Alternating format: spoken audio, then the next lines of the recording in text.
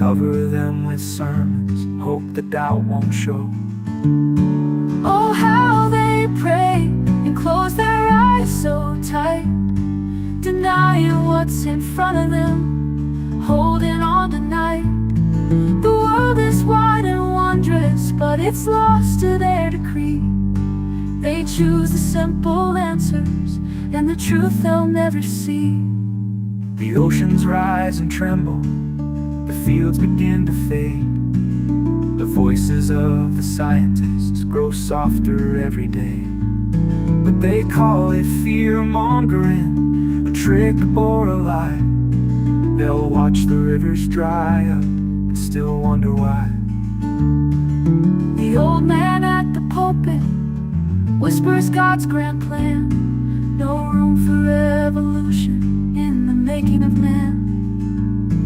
They preach with fire and fury, a message carved in stone, leaving cracks in the foundation that'll break the unknown. Oh, how they pray and close their eyes so tight, denying what's in front of them, holding on tonight. The world is wide and wondrous, but it's lost to their decree. They choose the simple answers and the truth they'll never see.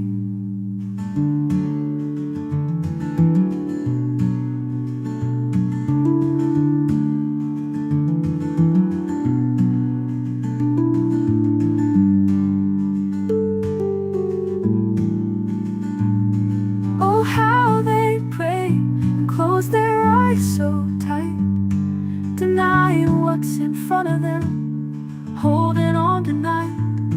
The world is wide and wondrous, but it's lost to their decree.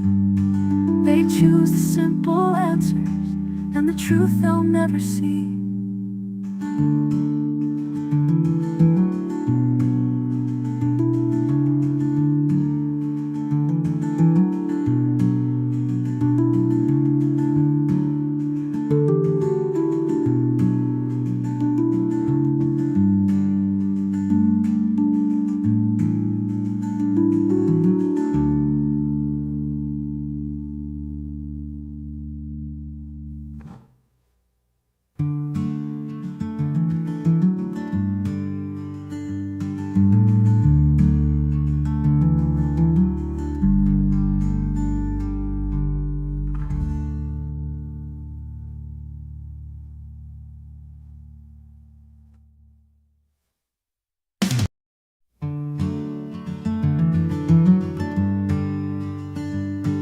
They gathered in the church house, candles burning bright.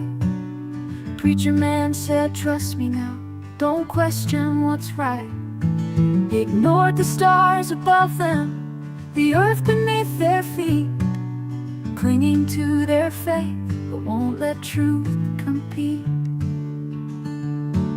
The textbook sat unopened, dust upon the page. They traded facts for stories that'll never age. For fossils in the hillside, they don't wanna know. Cover them with sermons, hope the doubt won't show.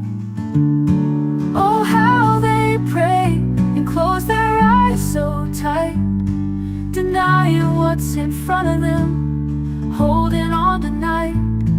The world is wide and wondrous, but it's lost to their decree. They choose the simple answers and the truth they'll never see. The oceans rise and tremble, the fields begin to fade. The voices of the scientists grow softer every day. But they call it fear-mongering, a trick or a lie. They'll watch the rivers dry up and still wonder why.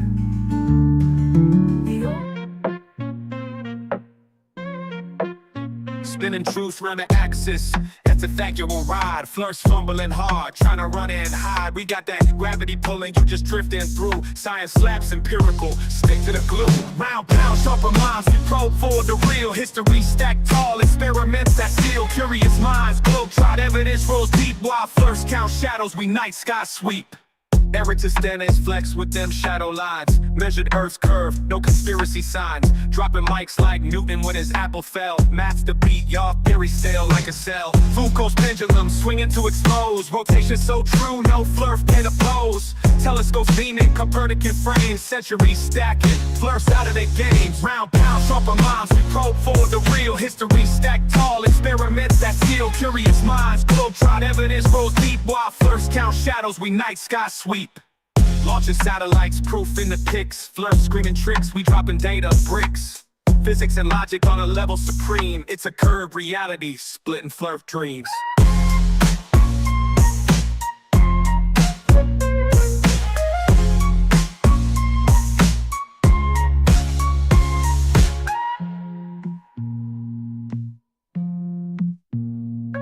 Launching satellites, proof in the pics. Flerfs screaming tricks, we dropping data bricks. Physics and logic on a level supreme. It's a curved reality, splitting flerf dreams.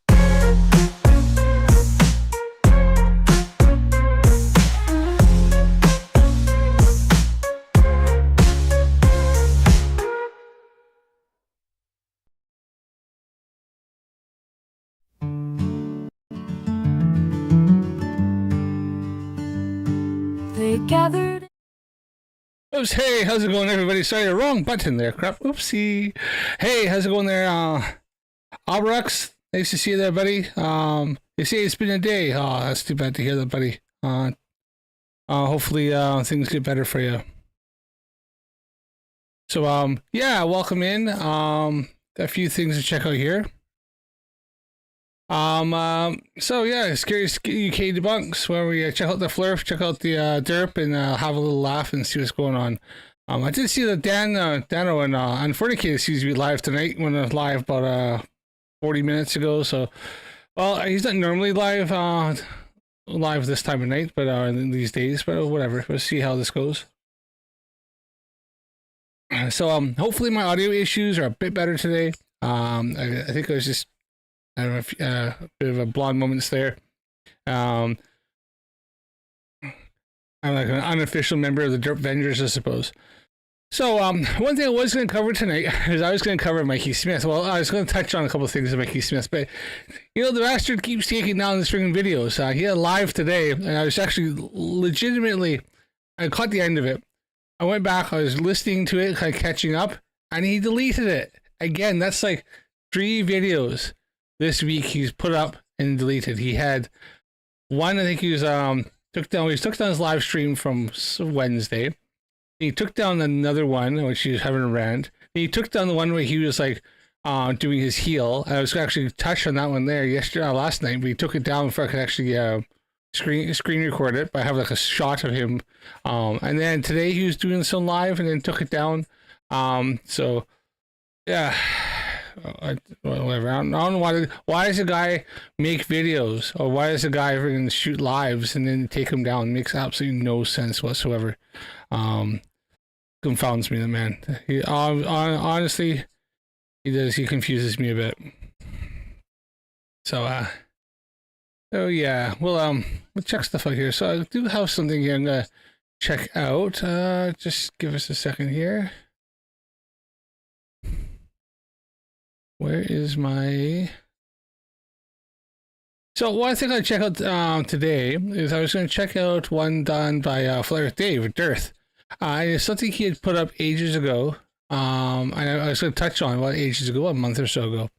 I was going to touch on it a bit. Oh, I see Sean Hawkins is live too.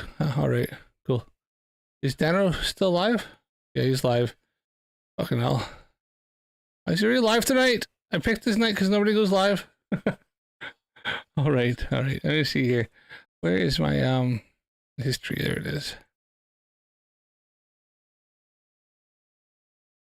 So I got a new microphone, by the way. This I was using this one last on Wednesday. I just got it, but I hadn't set it up right. So hopefully it's a bit better for the sound. Obviously, I got it on my mic on the boom now, and hopefully it's a bit better. So let me know how it sounds. I am trying to monitor it, but I think it's a bit more crisper and cleaner sound.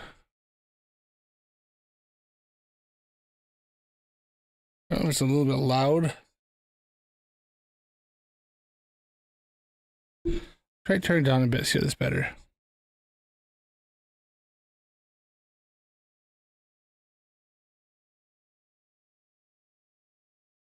Okay, all right, so where was it? This is it here.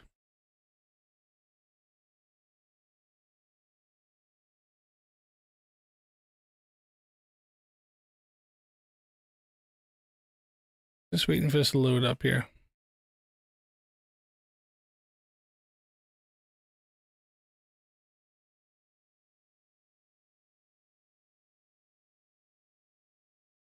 Which internet am I on?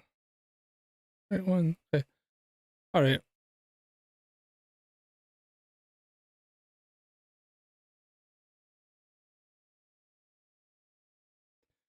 Okay, so we're gonna check this out here. Now, this is one that Dartha put up about, well, this is 4 months ago.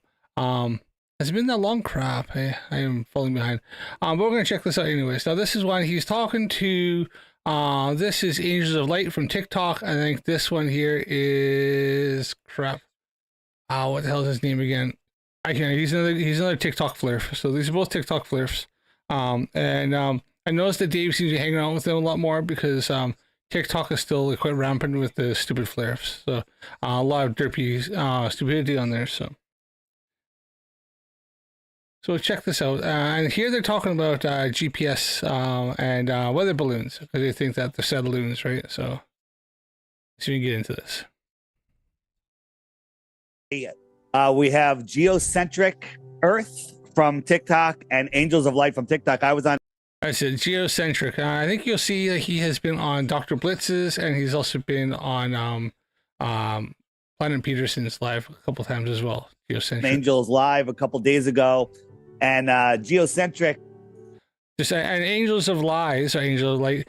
He's the one that Nathan Oakley absolutely ripped to shreds, and he sat there and took it. He's been on a couple debates on MDD with Nathan Thompson, and that's about it. After he got really embarrassed by Nathan, I think Angels was on with a call with that other non-scientist kind of engineer fella, and they were chatting away about that flat Earth. And after that, then Nathan Oakley ripped Angels a bit, and Angels has not really. I haven't seen him show up back on YouTube very much. He shows up in Dave Weiss's lives a little bit. That's as far as he'll go because he's afraid to actually, be anywhere where he'll get exposed. So because I've exposed him many times on TikTok as well as any other people. So yeah. Found something very interesting, and the question was, what are the odds that a flat earther is going to find what is it? It's a part from a balloon satellite, or what do you want to call it? Yeah, it's a small device that this right here has a strap. It has a how do you call this again? Zip tie, pull tie, whatever. Zip tie. It has a zip tie. My bad. It has a zip tie that holds this little stick right here, and this little stick right here is tied to the rope that goes to the balloon. I have the picture with the rope that is tied to the balloon. It's kind of the mouth of the balloon. You can see how thick and dense the balloon is. And it wasn't the whole balloon; it was a piece of the balloon. It was a piece. Yeah. I guess it got broken off and it drifted off for 50 miles or whatever. Because this is never gonna sink. It's styrofoam. Right. Okay. It's never gonna sink, so it's gonna drift forever. So it landed in Aruba. So you're in Aruba. Yes. Okay. And just for anybody who wants to know, that is called the Sonde Hub, and it kind of holds some of the instrumentation, and also has the it has all the instrumentation attached to it, and it sits way down, so the balloon's way up high. That sits down below, and it's the ones that usually launch every day or twice a day. So they're very small, not a lot in them, but yeah, it's mainly has for GPS tracking, also has an antenna in it, and it has a couple of things for barometric pressure and stuff like that. So that's what it is. It's just a sonde.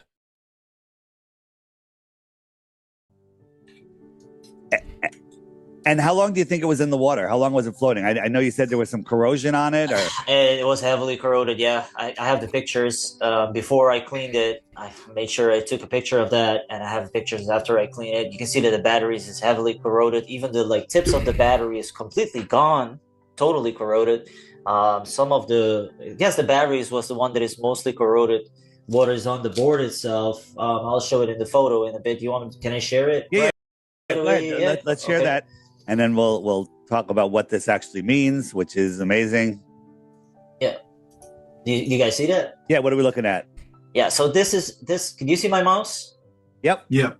Okay. So this looks weird, but this is the, in my opinion, you see that right here. This is where the big balloon is at, and this is the mouthpiece of the balloon. I'm talking about the where if you're blowing it, that's the longer area, Okay. and it's tied to the. I know. I just want to zoom in a little bit on that. See what it's on about.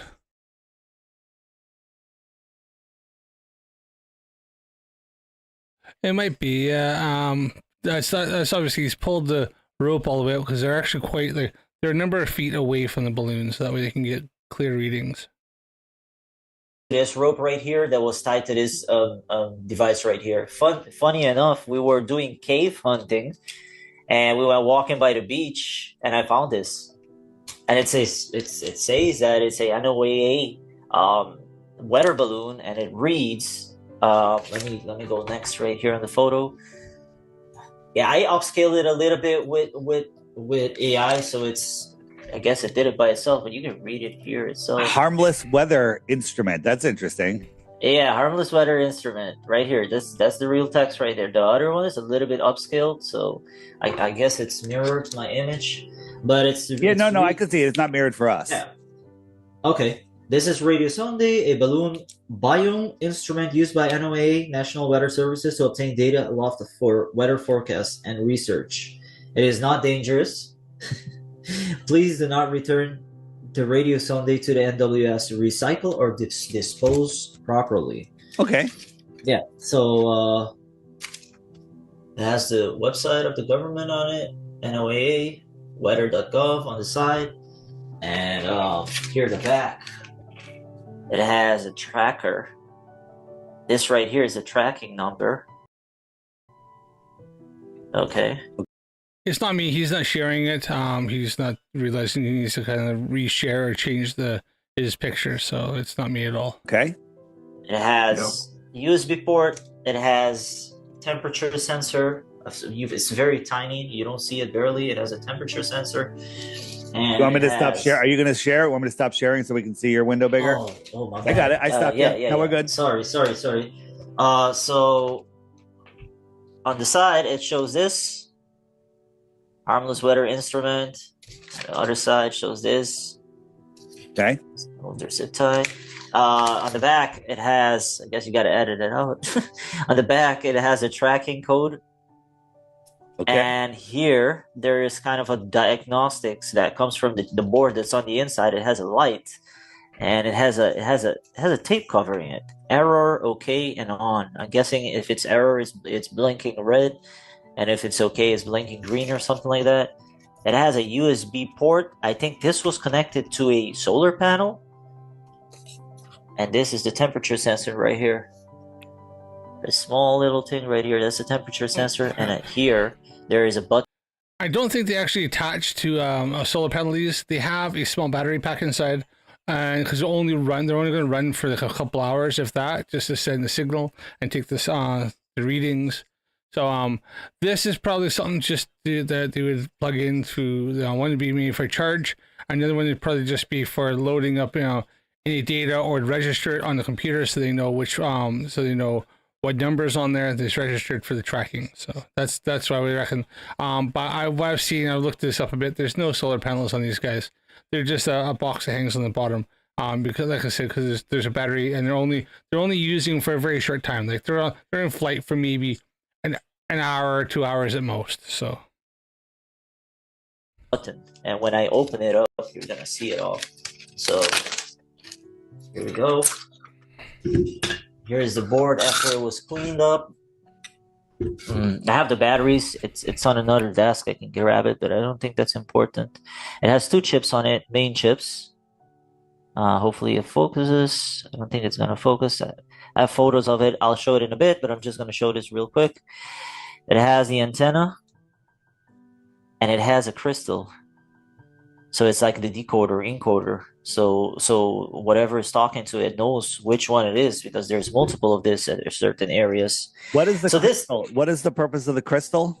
you remember the old satellite dishes that you Yeah. had back in the days? I'm talking about 15 years ago. Yeah. Well, Or radio receivers use they use a crystal. It's a crap, what kind of crystal is again? Sorry, it was in my head a second ago. It's gone. It's like a piezoelectric crystal, and it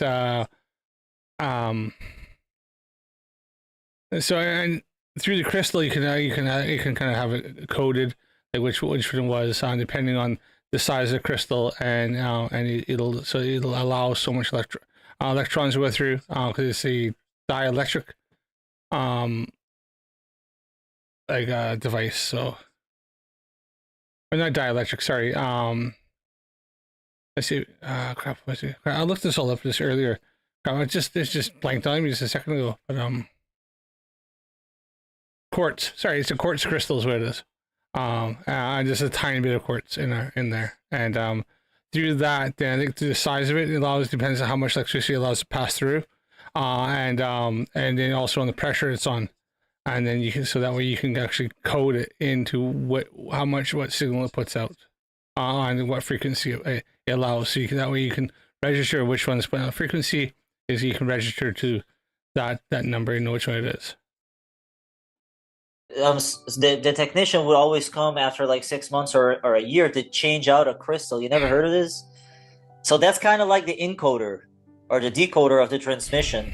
So people that subscribe to like certain services on satellite dish back in the days, they swap out that they not swap out they change the encoding transmission of the crystal, or they swap out your crystal, and then you get service. They can remove your crystals encoder, your crystals. I guess the shape of it or whatever determines what Interesting number you have. Yeah. Yeah, that I've heard that because way back in the day, and it's actually in your receiver, so not like so much in the dish itself, but it'd be in your box. Like if you ever had like Dish Network or like I grew up by the way Dish Network and stuff, and you could actually get people to hack them. They'd have ones that they would change out, and it was a little thing that slid out, slid in. It was on a circuit board, and it would give you for what it'd be tuned to what services you have, so which open up for different channels and stuff like that. So which ones allow you to have access to, which ones you won't.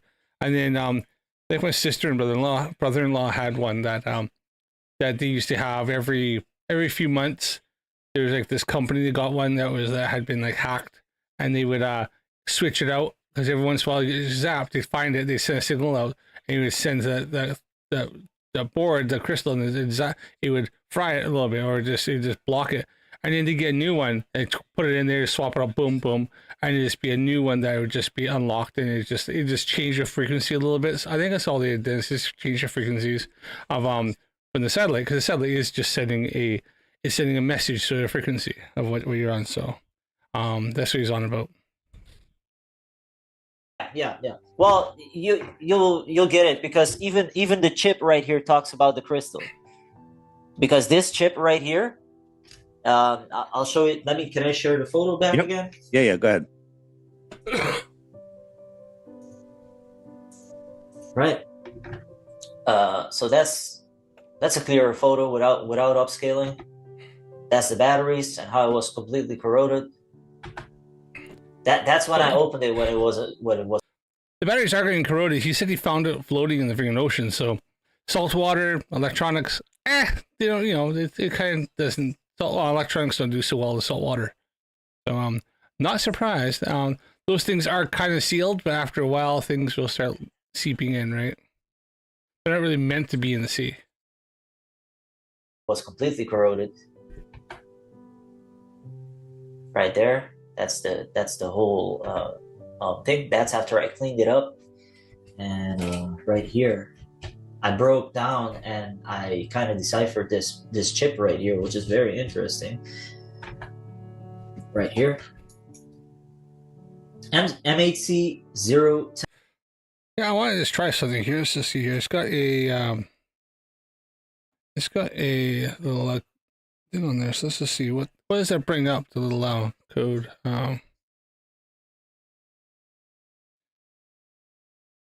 So I scanned this thing here. What does it bring up? It brings up a number. All right.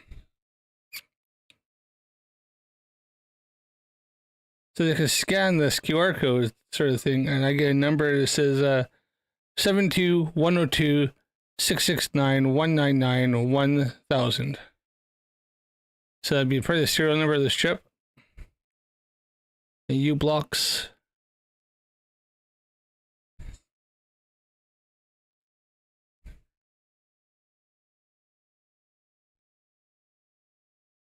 U blocks max MHC 010.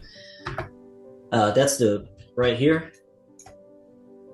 It's a crystal, and this is the antenna. And in my opinion, I'm not sure. This is just all new information for me right here, and I'm just getting it from the internet. So I do know that there's a thing with crystals, because that's old stuff.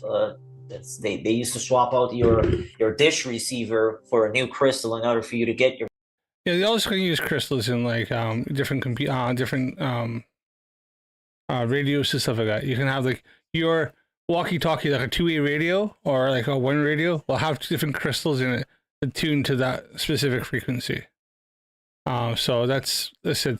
I don't think this is so much GPS as it is more to do with communication through radio antenna, and then know what is putting on a signal and know what signal that is. Yeah. Crap, let's try something here. U blocks.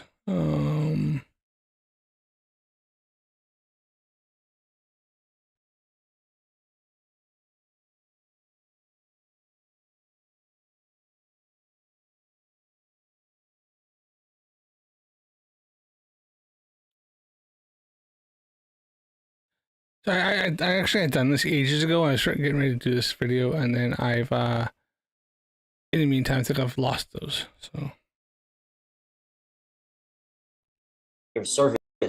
If you don't swap it out, you the one that you had is obsolete. They kind of remove it from the system, so you don't have some cable anymore. Anyways, I don't want to get too technical. Let me open the document. I just want to go back a bit and see what he's showing. He was showing that chip before, wasn't he? Because I think if I've ever seen this, it's been a little bit when I watched this video. And they're going on about the chip and thinking there's something shifty about it. Is it Max M8C? Max M8C chip? Max M C, what is it? 010.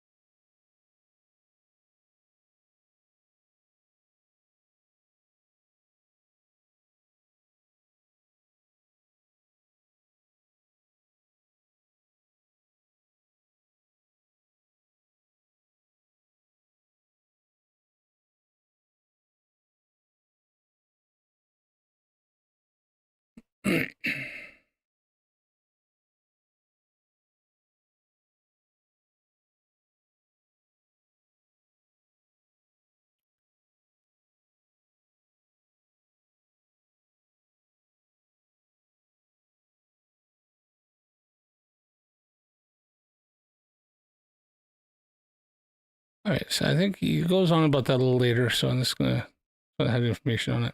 Max M8C 010. That's the right here. It's a crystal, and this is the antenna. And in my opinion, I'm not sure. This is just all new information for me right here, and I'm just getting it from the internet. So I do know that there's a thing with crystals, because that's old stuff. They used to swap out your dish receiver for a new crystal in order for you to get your service.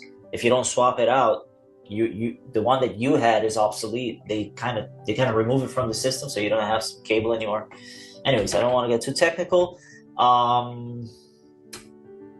Let me open the documents.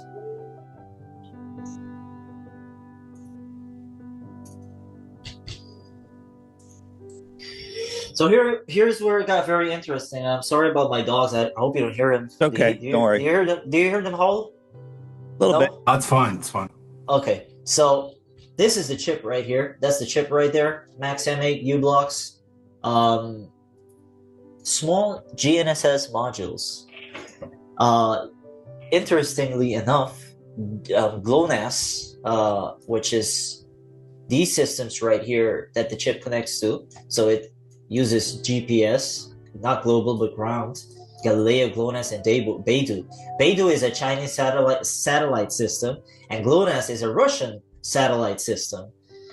And from what I understood is that this is the chip right here. It uses geofencing. I'm pretty sure, Dave, you know what geofencing means.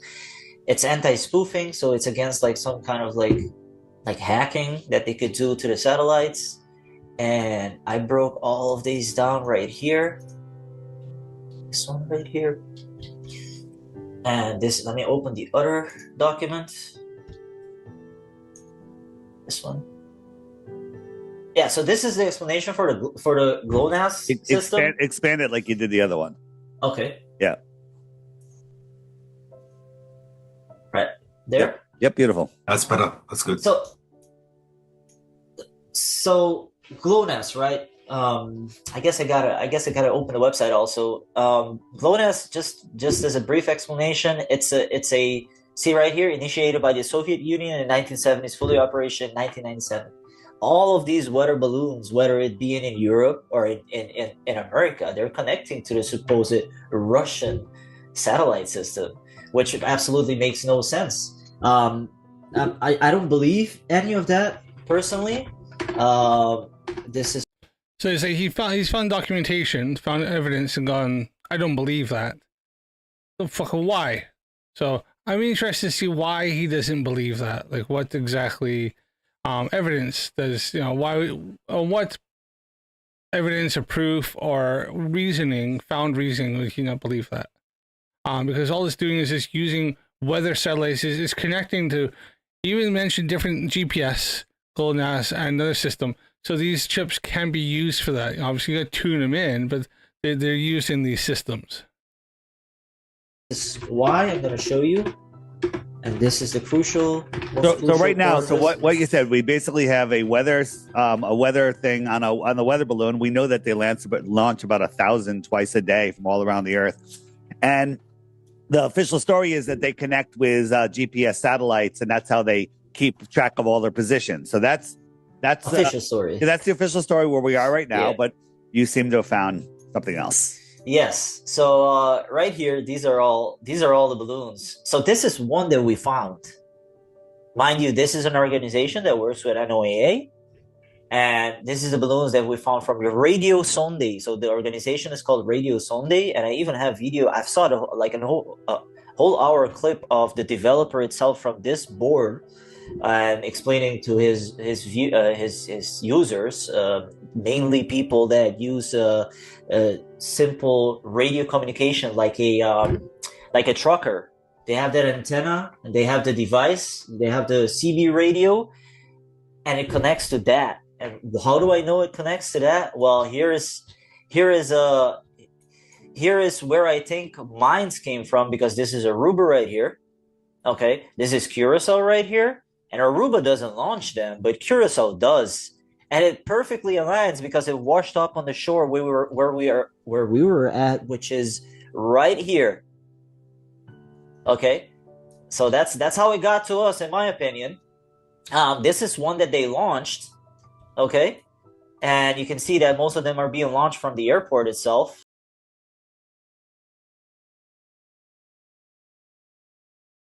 Hey, Lindsay Bo.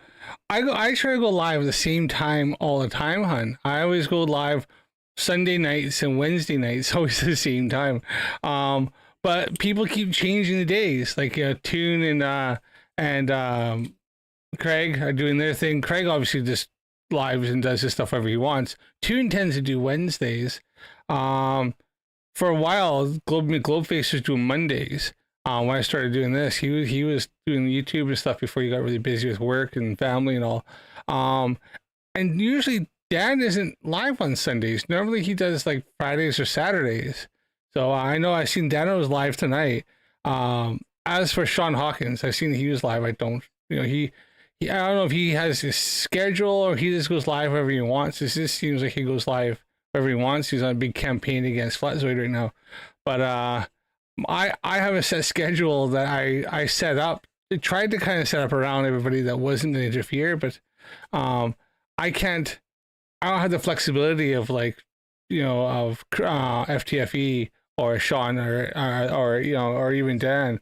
I have certain schedules I've set with my family and with my time, with my schedule. So yeah, I know I go live at the same time, but it's kind of like.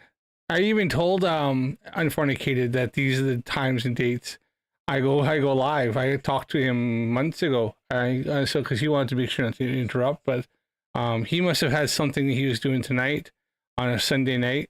I don't know.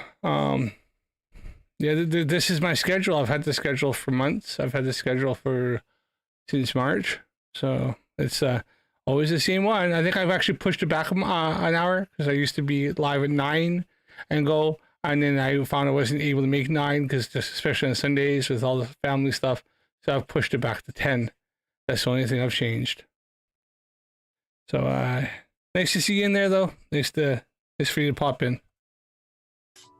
And here is my problem. So there's only 2 antennas on Curacao right here that is tracking it, in my opinion. And you can see the antenna's specification on this green dots right here. Okay, so when I click on the one that is actually tracking it, hold on a second. Now, by the way, this website you got off of the chip?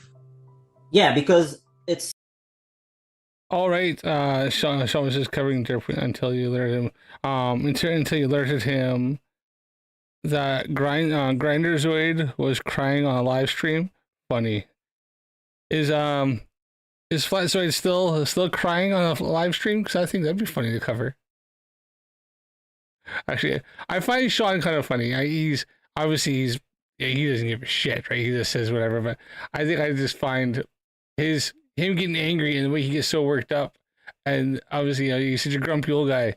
But I find him kind of funny. So I don't think he's not that bad. I know him and Craig Rickney all don't get along very well, but that's between them two, I think.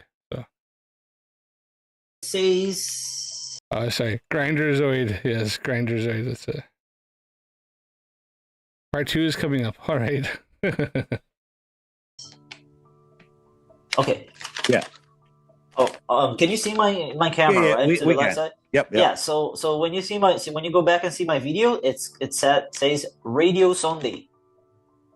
Radio Sunday. And the GLONASS systems that you linked it to, they're depicting them as satellites that are orbiting in space. And I actually looked at a video myself, and they claim that these satellites are 19,000 kilometers away.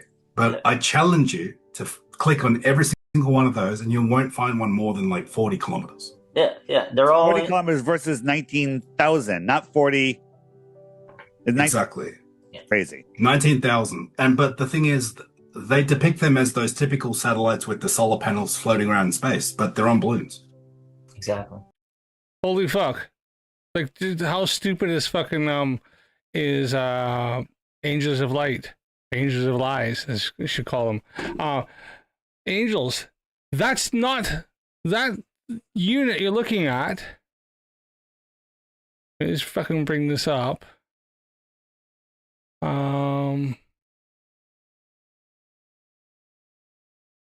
Like, oh, there's this on here. What he was talking about, my live decided to pop in. Okay. The idiot, okay. These things are not the satellites.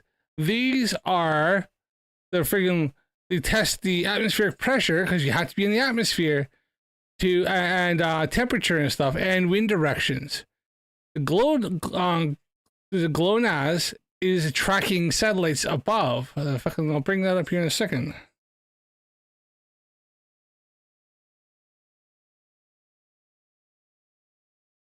It's a global navigation satellite system.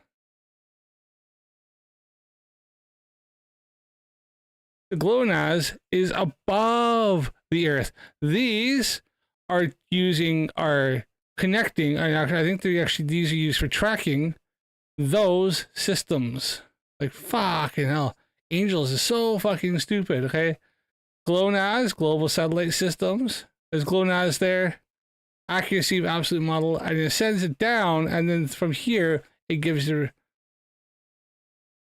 relays the information. Like, holy shit. Yeah, he's saying they're not more than 19 fucking miles, which is true, because SOND, these are connecting. Here's some in the UK are connecting to fucking. These are showing where the balloons are. If I click on one, it'll show which directions went, tracked by satellites.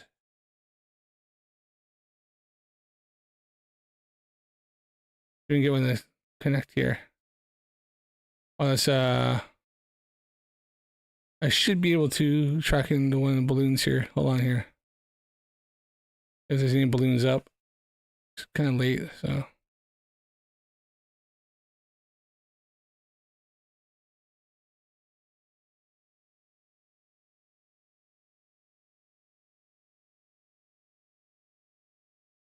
I'd done this earlier. There was some there in the air. Ah, there's one there. Okay.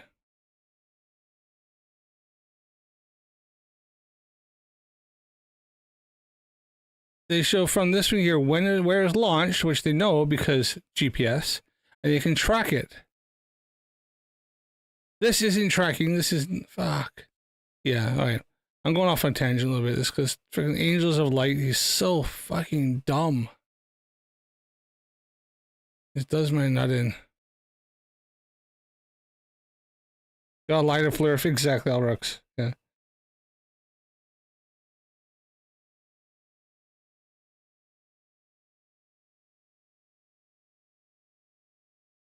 As Albrecht says, yeah, he's conflates weather balloons with GPS satellites. It's a GPS chip he found in the weather balloon. Payload device is like a GPS chip in your damn phone. Got lighter flare. Exactly. Exactly. Well, if you check this out right here, you see that once you click on the balloon, you see this antenna right here is what's tracking it.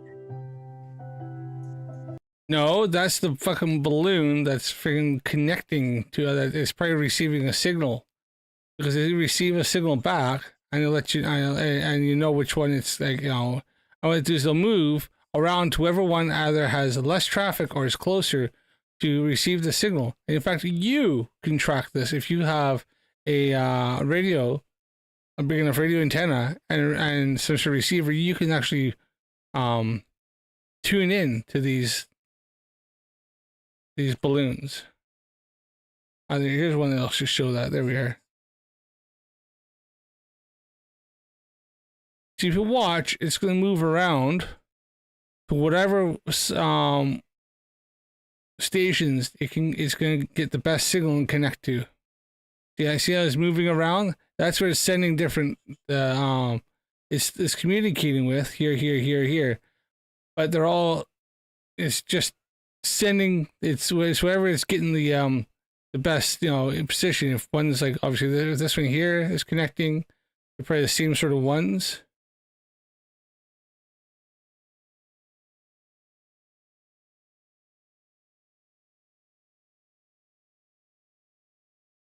So this is satellite tracking. This is sending the signals from the radio antenna. They're going to confuse all that shit.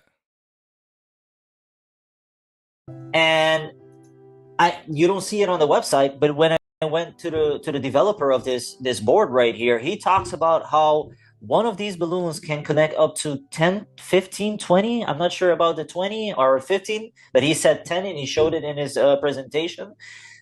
Simultaneously one time. So by connecting to all these ground antennas that are specifically like they're listed right here. So this is showing that the antenna is a disc cone. This right here shows that it's a vertical 30 feet, I guess, ASL. I'm not sure about that. But these are local antennas. If you take these numbers and plot it into Google Images, you'll see the antenna itself. It shows you the antenna, like what kind of antenna it is. Of course, it's not going to be exactly the same, but they're local ground antennas. And this is the antenna that is tracking this balloon right here.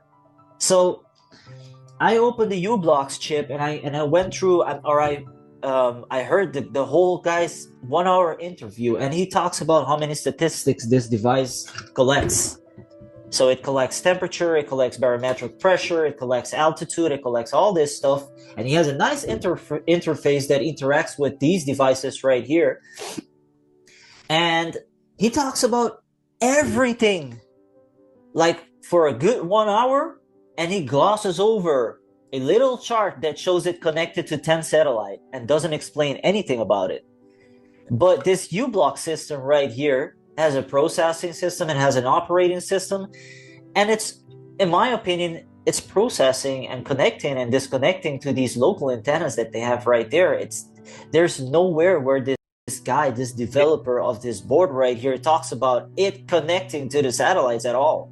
Now, how high are these satellites? They're 90,000 feet. No, these 90,000 feet. So, if you think about the flat Earth, and you got balloons at 90,000 feet, being triangulated by ground antennas, you got decent angles coming that can be measured. Yep.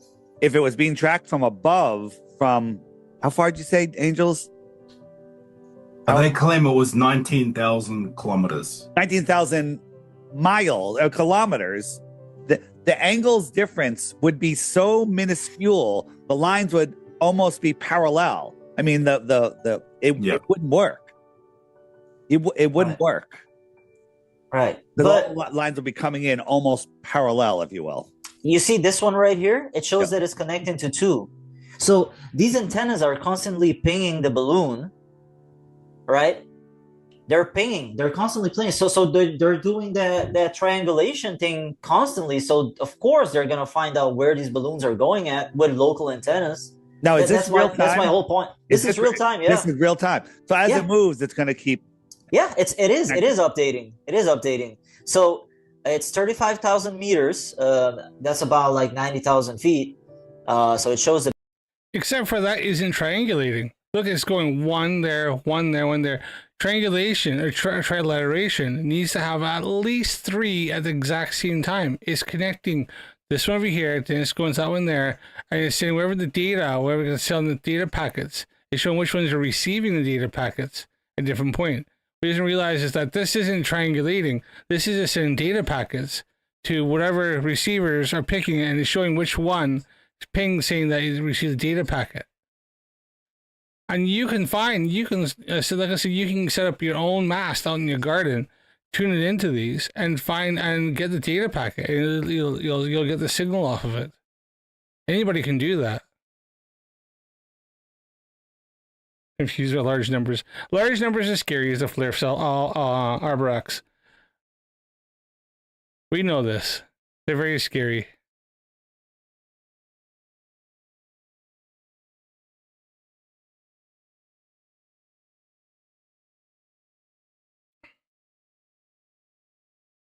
But then I like for him to explain to me what this one here, which says GNSS service used. And how come it says what is that one there? Varicella RS41 SGP. Should we look that one up? I bet you he didn't fucking look that up, did he?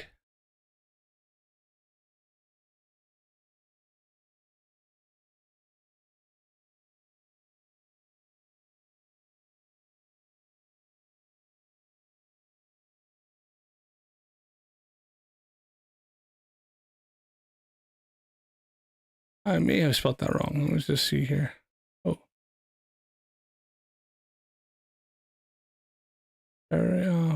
Varicella RS41. Varicella RS41. Yes. Oh crap, wrong one. SGP, I want to make sure I get it right, yes.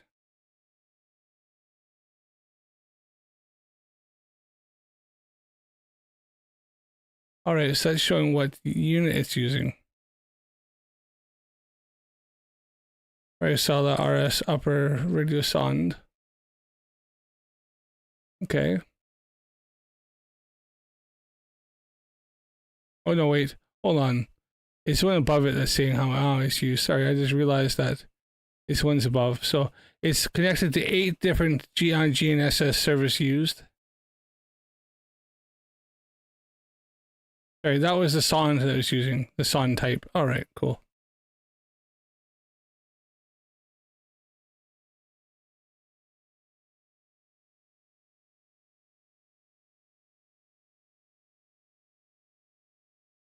Atmospheric sounding data for most accurate weather forecasts.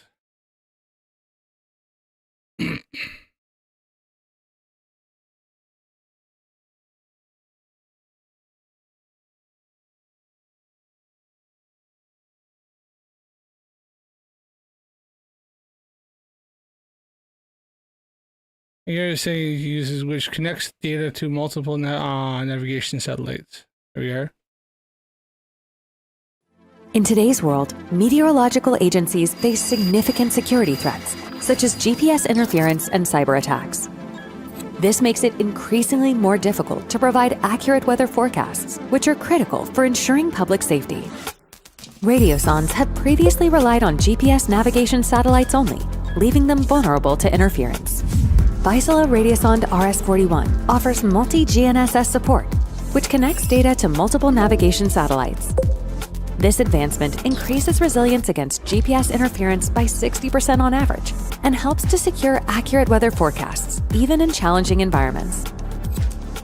Additionally, our industry-first message authentication feature ensures that Radiosonde messages remain unaltered during transit, making sure our gold standard weather data gets delivered to you intact. Vaisala is a pioneer in weather-related cybersecurity, offering increased resilience against interference, improved data security, and seamless compatibility with current systems. Read more at vaisala.com/soundings. So there's a bit of a talking about how they use multiple satellites. Holy shit.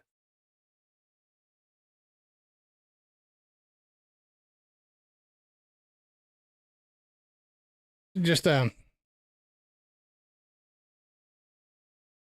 talk anything about using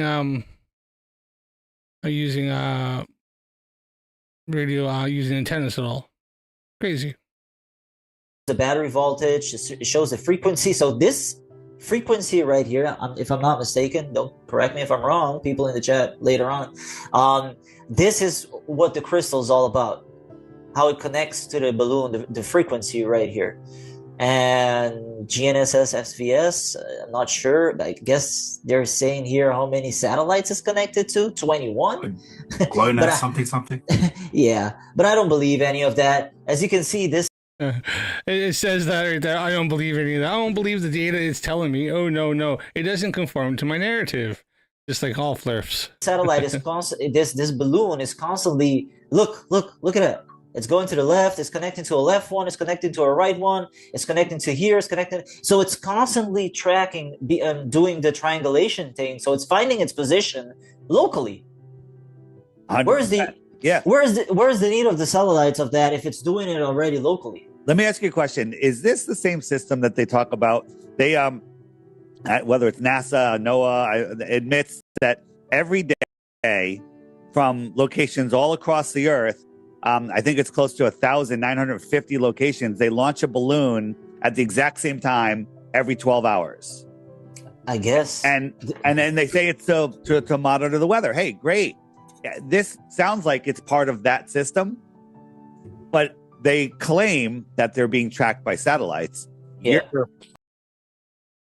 Hey, brother, how's it going, Andy? Nice to see you in there, bud. How you keeping? Hopefully you're doing well. Hopefully you're feeling all right. How's your mom doing? I was checking out some flat earthers and not understanding weather sondes and how something can send signals to radio antennas, but also have GPS tracking at the same time. You know, kind of like, I don't know, your fucking mobile phone. Like, holy shit. Not difficult. Proving here that they're being tracked by ground positions. Yep. Yeah. Like and if you were to, I just Googled GLONASS satellites, and if you go to the images, it's all these satellites that look like the typical space ones that orbit the Earth, but they're... Yeah, because if it ain't fucking broken, don't fix it, right? I wasn't on that. See if I can find a real image. GLONASS. Let's see, GLONASS.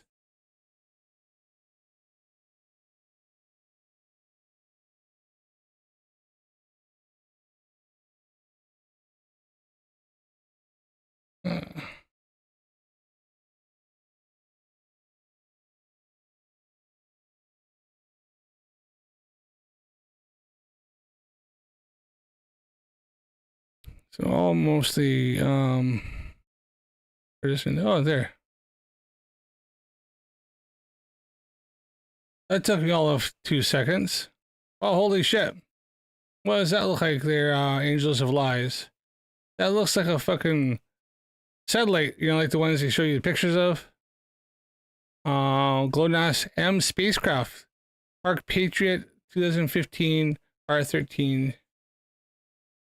Wow, that looks like that's definitely not gonna be on any friggin' balloons. Holy shit, look at that, eh? We just put in something like, I don't know, real pictures of satellites.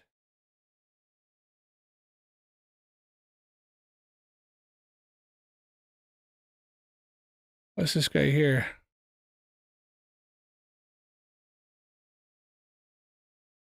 I think that's a model of one.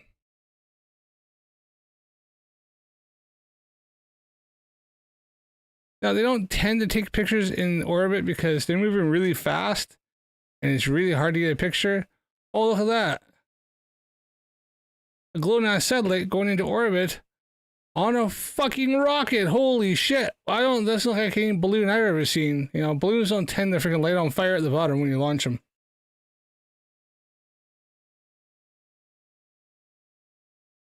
Ah, time for a beer. I like your thinking.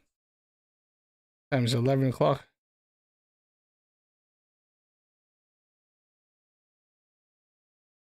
I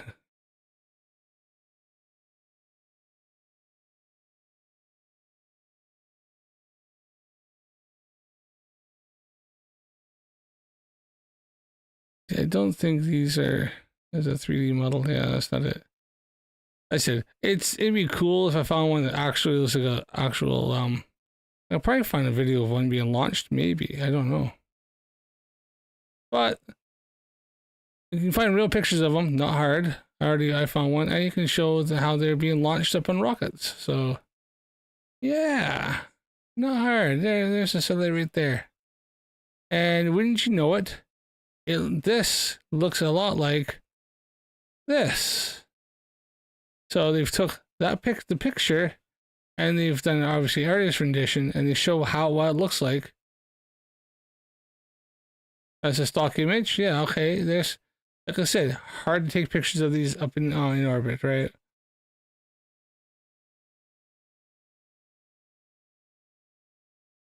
But if we have a picture of the of the satellite,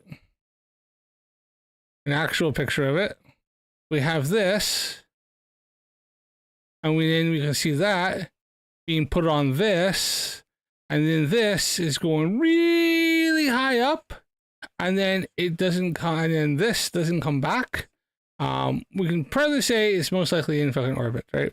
Because then suddenly you get signals from this, and we can track where they are, how fast it's moving, and how far away it is. Not hard to do that. And we know where it is, and we know where that they're exactly where they are, and they are in space orbiting, whatever, the 19 kilometers above the Earth, or whatever they say, doing 17,000 miles an hour. Not hard. They don't depict them on the balloons. They're all Actually, but the rocket will go up and come back down and crash into the sea. Because flerfs don't understand the science of rocket staging. No, exactly. And the booster's first stage comes crashing back onto Earth, yeah. Unless you're Elon, in which case the first stage is caught with a huge claw machine. Yeah, that is pretty freaking cool. Watching one of Falcon rockets get caught by the freaking little chopsticks. I first seen that one. That was pretty cool. And you can just fix it all up. Do what we need to do, repair the little bits, send it back up again, right? Making space travel cheaper, because that's, like I said, that's why they didn't go back, because it's so expensive. Elon is trying to make it a bit more cheaper for us so we can go to Mars and beyond. all these imaginary second law of thermodynamics violation balloons, satellites. But they're all on balloons. So Okay, they always mention the second law of thermodynamics, but they don't. If you ask them to state it, they always state it wrong. They don't know what the second law of thermodynamics is. They don't realize that the big thing that sits in there is in a perfect enclosed system, like our sealed. It has to be a sealed system. Guess what, flat earthers? The Earth is not a sealed system. The only system that's an enclosed system is the entire universe, because the Earth still receives energy from the sun, as well as obviously we get energy from a bit from the moon. We get stuff in the cosmos, and obviously we get asteroids and stuff coming into our system. So we have energy that comes in from the system, which means we're not a closed system. Yeah, they love to use a term with stadaloons because they're idiots, is what they are. Yeah, Dave, you've been around the block for about 15 years, 20 years. You know what I'm talking about, man. Back in the days where we would see those satellite images, it's all fake. we've never used to have a real video of a satellite in space. I mean, we know all that. All of that is. Well, that's fucking weird, because I'm pretty sure Elon Musk releases videos of his Starlink satellites being released into space all the fucking time. In fact, you can even look up NOAA's GoFundMe satellite and watch it be released into space. They actually did a live stream and showed a video of that being done. You can, I think, is it not another one? There's a few other ones you can see, but yeah, we can watch live streams of Starlink satellites being deployed into space. So Earthers like to deny that, but when Elon Musk decides to deploy like 60 satellites, which one do you not want to accept? There's 60 of them there. Pick one to say nah to. Or you can say nah to all 60. It's bonkers bullshit, man. Yeah. You know what I mean? Well, let me just say. Space Invader is like the third law of thermodynamics is Mikey's right heel. Did you see his latest foot video? He has a full size vagina on the ball of his foot. Sorry, pardon me. Well, I didn't think it was a ball of his foot, but where is it here? Hold on here.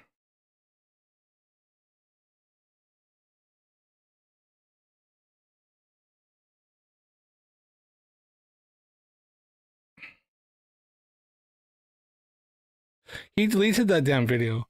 This is too bad. Why are we talking like that one there? Shit.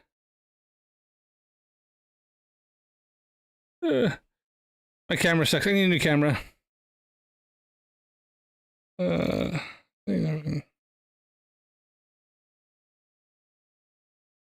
it is. There you are. That is fucking horrendous. You can see there, you can actually see inside of his foot. It's just vile.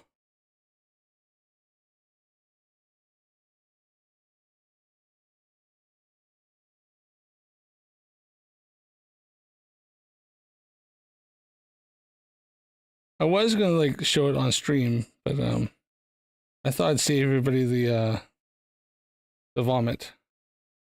And there you are.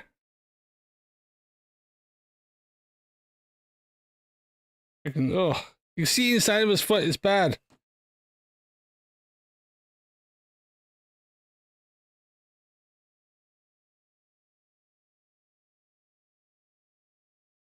There's a brand deal on the horizon for Dremel.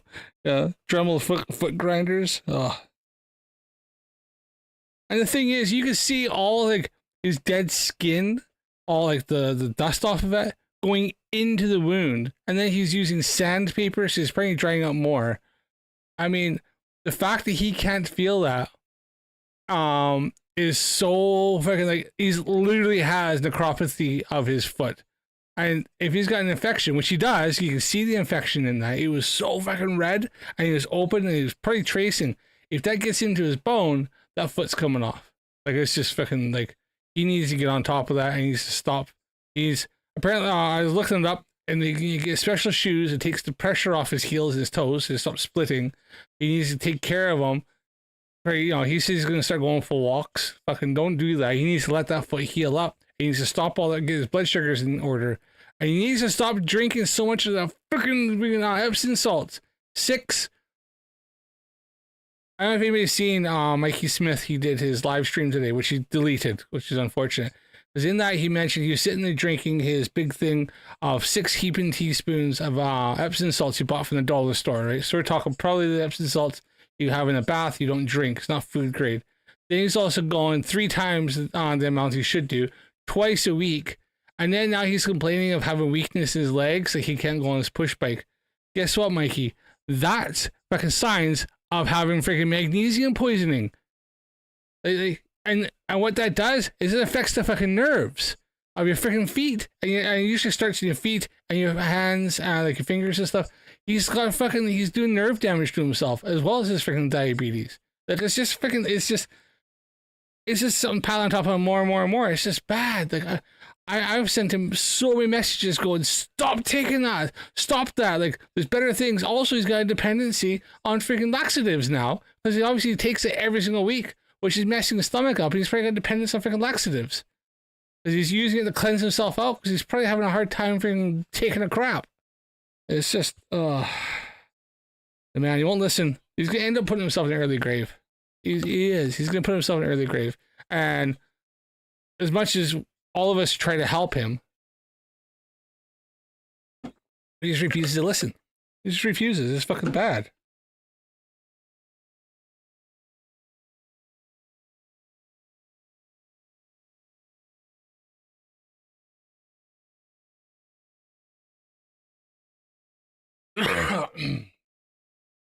Albrox is like, he had cracked heels before due to dryness, but Gold Bond cleared that shit up pretty quickly. That shit is crazy. Space Invader, personally, I believe that lack of cleanliness is half his problem. I don't know. Apparently he takes bath. See, he takes baths, which I have nothing against taking a bath as a man or anything else. But I tend to, if I want to take a bath, I tend to take a bath to, like, you know, get some, maybe throw some Epsom salts in the bath. I don't drink them. A few other things. I sit there and soak, a hot bath, sit there and soak, just chill out every once in a while. Just have like a little muscle relaxation, chill out. If I want to get clean, I have a shower. Much cleaner. I don't want to sit there, you know, if I'm dirty, I don't want to be sitting in the dirt. So even if I've been out like off camping, like I used to do, so really, like where we can pack on my back, head off into the mountains, go camping, live off the land for a weekend or a week or something, come back, I'd be freaking that'd be dirty, it'd be filthy because I've been bathing in a cold stream I could find to try to keep it. And I would go in, shower, and then I would fill up the bath and sit and soak. After I'm clean, then I'd have a bath. That way I'm not bathing in dirty water. And that's probably what he should do. Seems like he has baths and baths his cat. Oh, kind of weird stuff, but whatever. Yeah. Mr. Matt Bat, nice to see you. Haven't seen you before. Welcome in. Must put a car with a dummy astronaut and bolus space oddities playing on a loop is going to get fried by the sun because the trajectory wrong. Oh yeah, I think I've seen that. I think didn't he send that down his it was a Tesla Roadster. It was just a proof of concept that he could send showing his the Falcon Heavy, a Falcon rocket to take a payload up. So I know they took like the air of the tires. They took the lithium batteries off because they didn't want to have something happens. They didn't want a lithium fire. I think it did a few little modifications to make the vehicle safe. That if something bad would happen, it wasn't going to cause more problems. But yeah, it's still up there. Yeah, but it's proof of concept. All right, see you in a bit, Abrax. He needs laxatives. Is 100% certified. He's full of shit. Mikey Smith. Touche. Touche, Space Invader.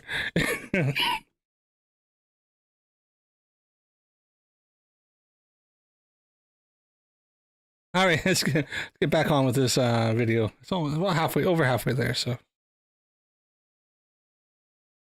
Say this real quick. Right here, it's showing you how it's connected, and it's continuously swapping out the connection. So it's continuously doing that locating thing. So it's just like a cell phone does when you're driving down. Yes. It's constantly connecting to new to closer towers. And you can see here, right here, the satellites.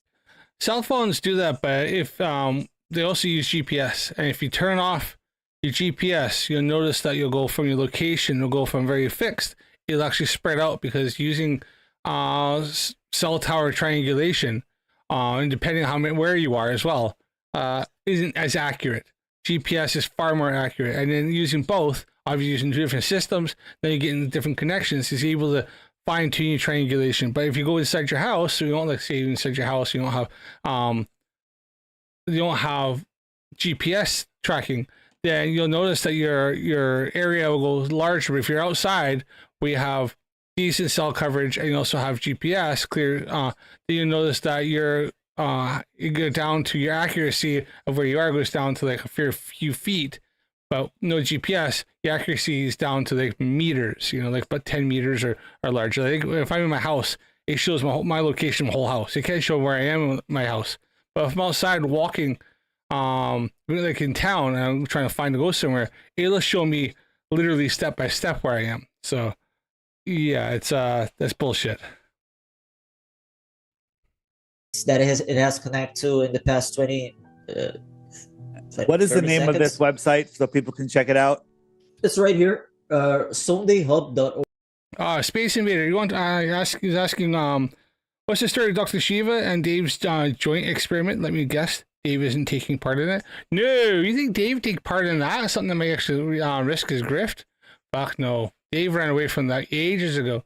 In fact, he ran away. Then Witsit decided to ignore his email for 4 or 5 days. So Shiva gave up on him because he didn't get a response. So then there was a fellow named Man of Stone that was going to come in, but then he's trying to take over because Flat Earth Dave decided to ignore Shiva and like literally he just run away. He just decided that no, he's not going to do anything with it. And Man of Stone being so toxic that Shiva got pissed off at him because Shiva was going to take a shit. They ended up being supposed to be 3 flerfs. One was named Globe Slayer. One was named freaking Kevin, who's from Austria. So not Kevin like with the Q, that's from Quebec. And another fella, I can't remember his name. And what happened is that only 2 of them, Kevin and the other fella, showed up. The other fella literally said 3 words in 2 different times, the meetings, which is introduction and then goodbye.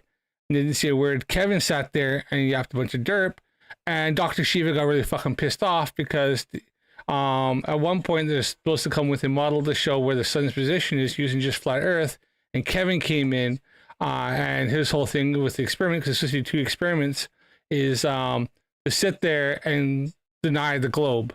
So he didn't show flat Earth evidence, he showed globe denial until Shiva eventually got pissed off and pinned him down and given him a model, and he said, "You don't have one." He went, "Then you lose. That's it. You're done. You've lost. Flat Earth can't win. Can't even bring up a model to show the sun's position." And then they failed to show the margin of error when it came to using airplanes and using the beam, like 2 different beams for guide them into for landing.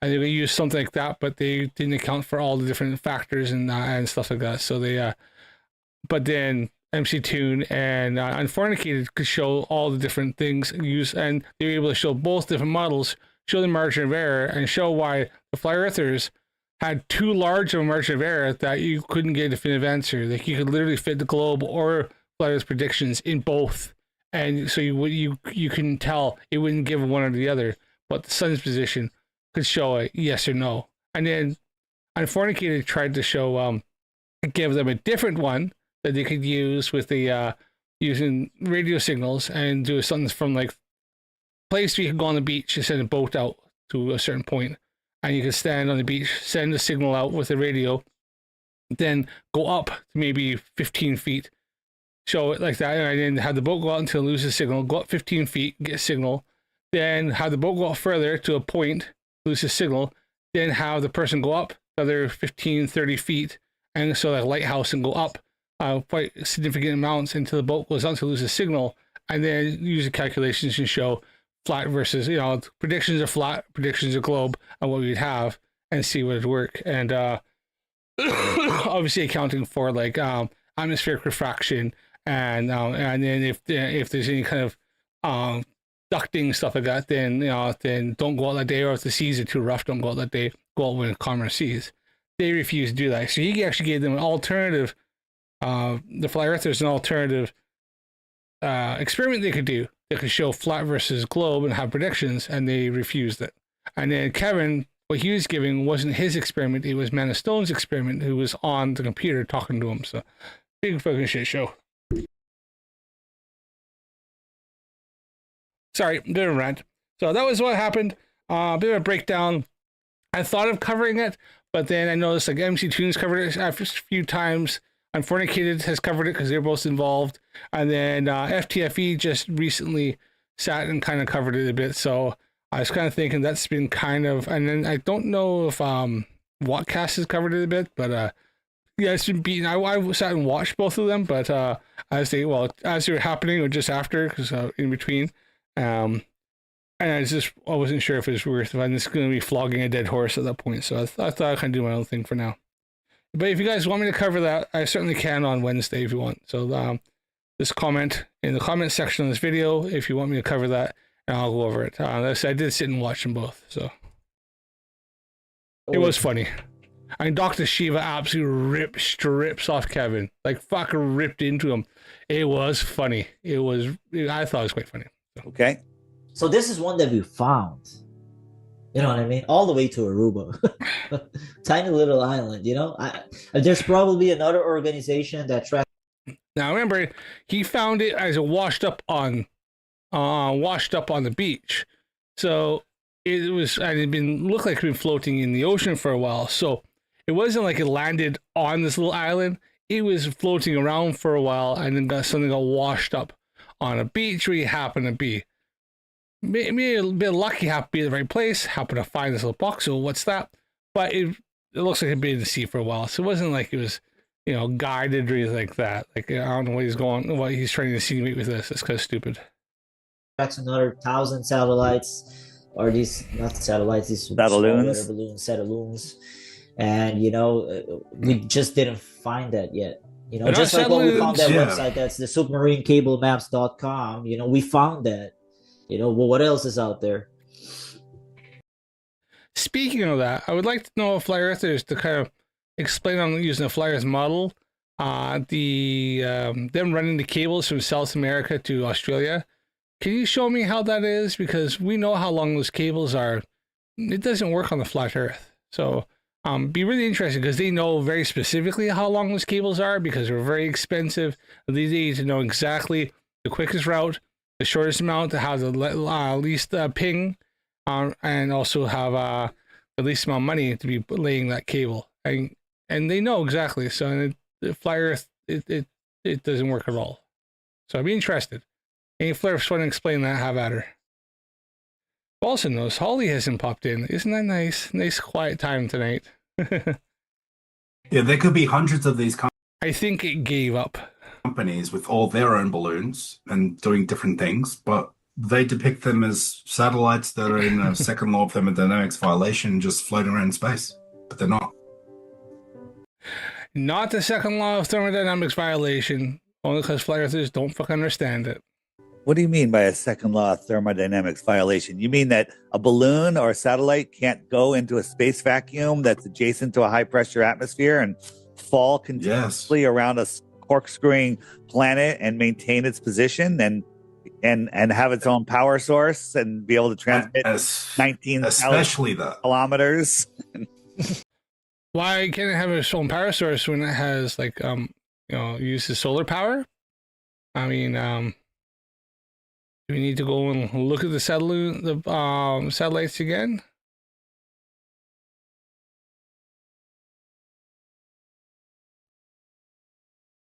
I mean, they do have, big fucking quite a bit. Here, let me just help because I know flare earthers will go, those are cartoons. They're cartoons. They're all cartoons. Here's a fucking real one in a freaking in a big warehouse ready to be shipped out. Just in case flerfs going, nah. Yeah, that's not a cartoon. That's a real one. You can see it's a photograph.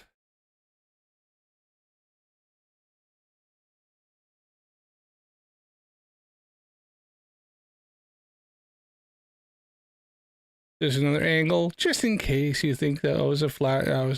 See one different angle. So how does it have power? Easy. It's got these things here. What did you say?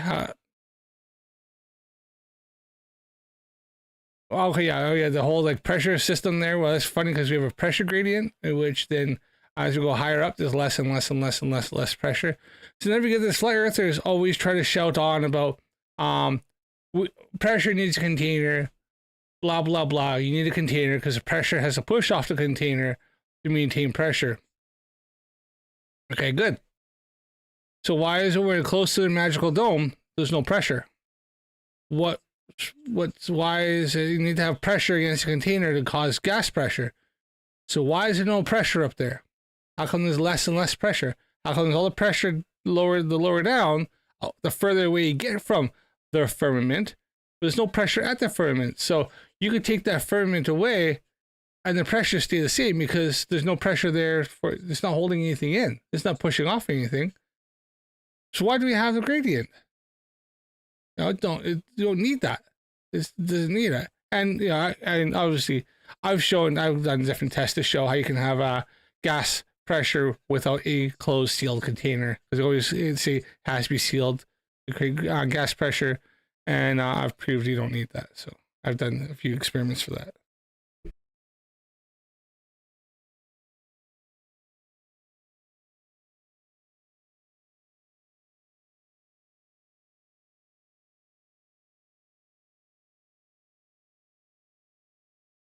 Yeah, and I mean they even claim, they even claim they're in the thermosphere. They're in the thermosphere that is thousands of degrees. Yeah, but you don't understand that in the thermosphere there's very little particles, so it's thousands of degrees, really cold.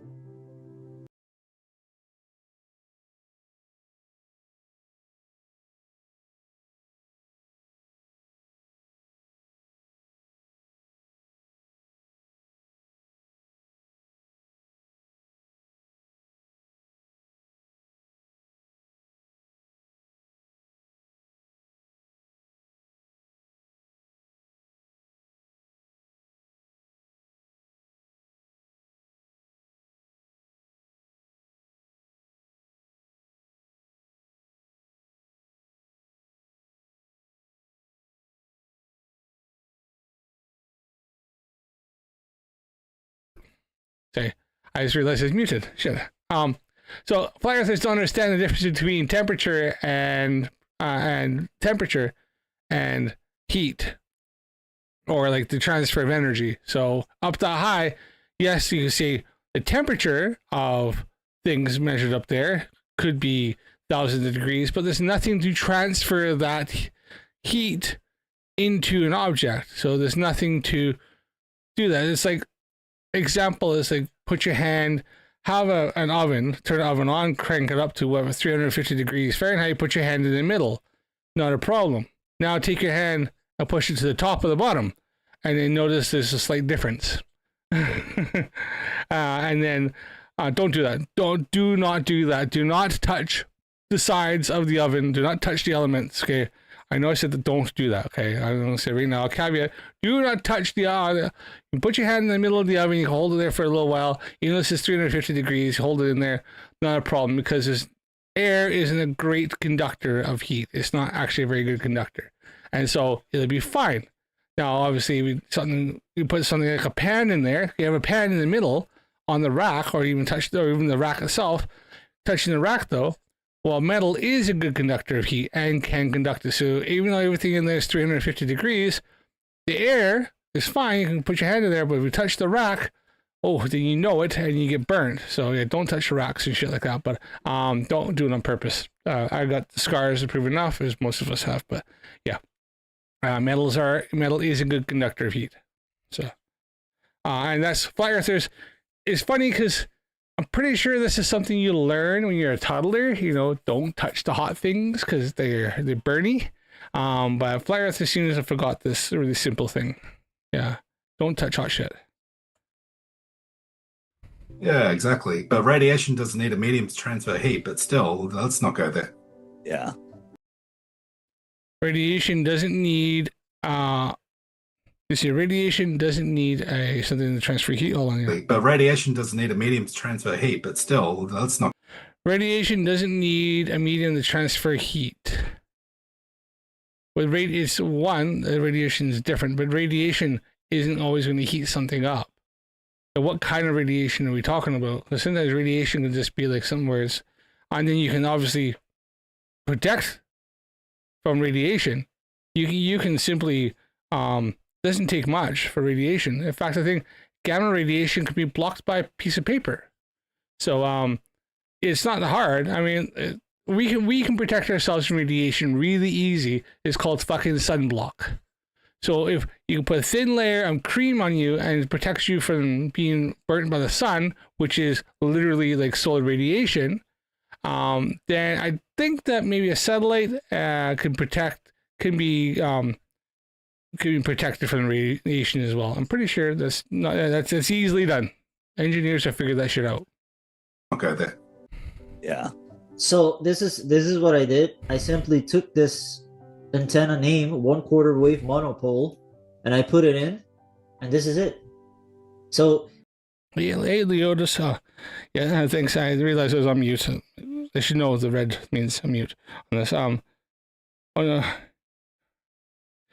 Leotis has gone me. He goes, oh no, Your Honor, he didn't tell the fly earther to touch the sides of an oven. After all, they are adults and would know better. You would think they'd know better, Leotis. You think they'd know better.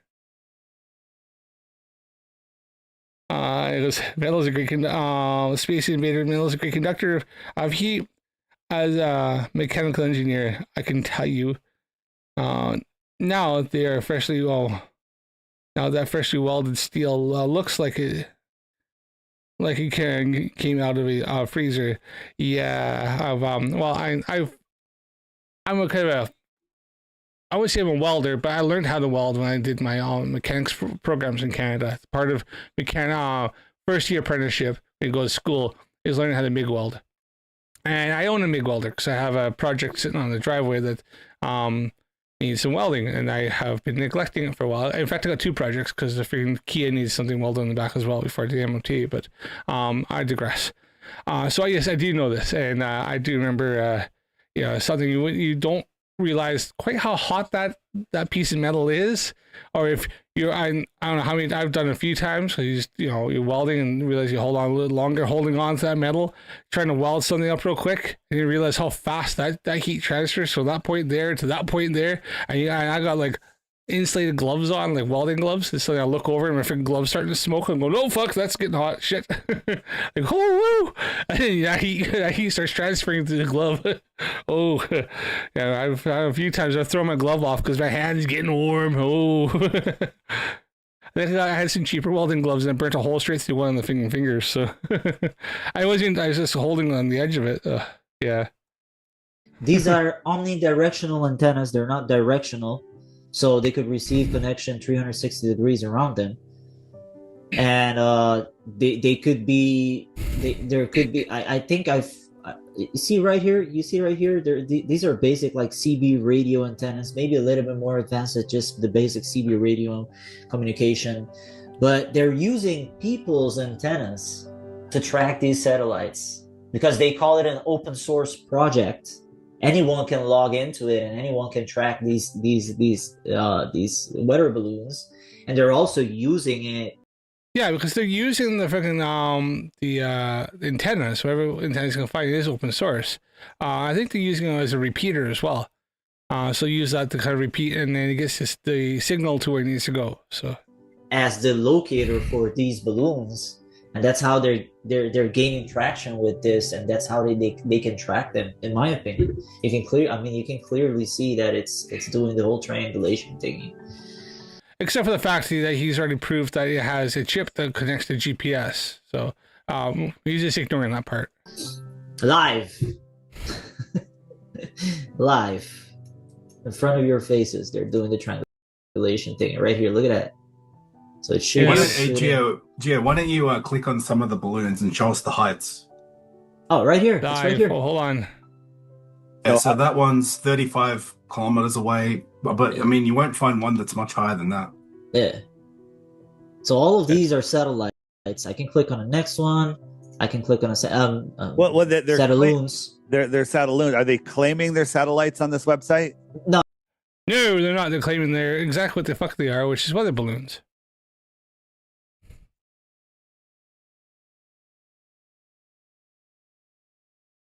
So I was just trying to bring up one of the ones that I've had track it here, but let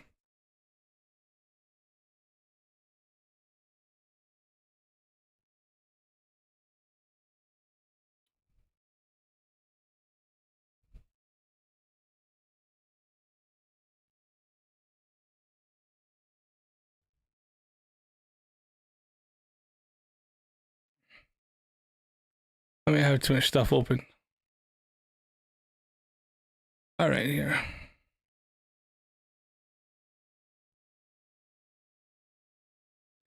All right, it's I'll bring it up in a bit here. Let the computer do its thing. Oh, there we are.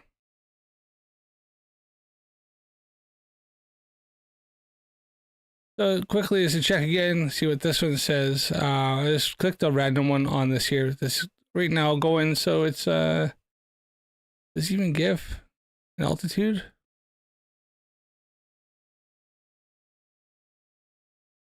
Here is connected to 11 GNS satellites. Frequency burst is inactive. The battery is at 2.7 volts. Coordinates gives you coordinates. Time. Oh, there it is. The altitude. So that one there. How much high is that one? There is 11,100. 11. That's over 11,000 feet. Now, what did Dave say again?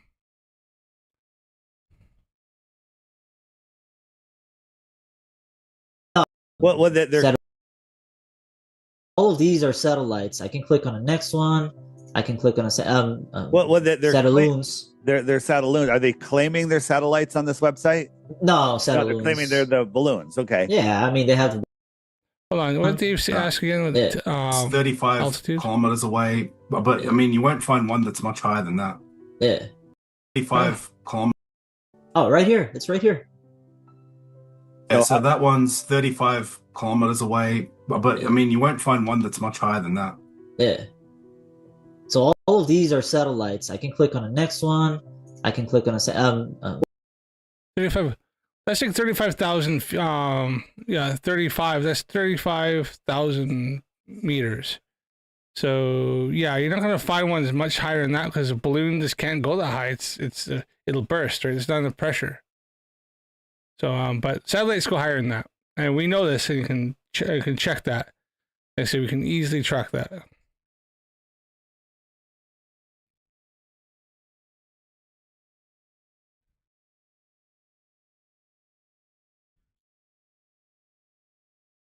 Well, Satelloons. they're satelloons. Are they claiming they're satellites on this website?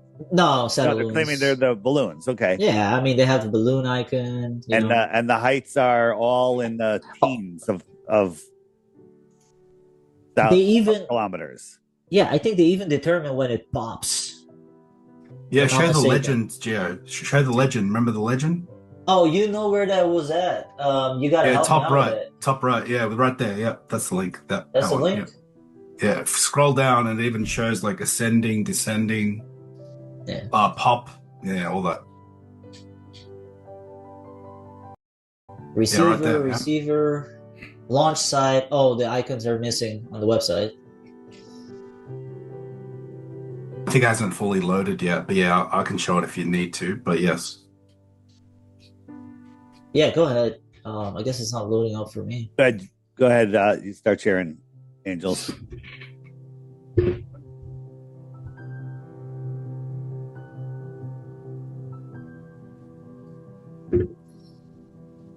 Oh, there you go. That works for you.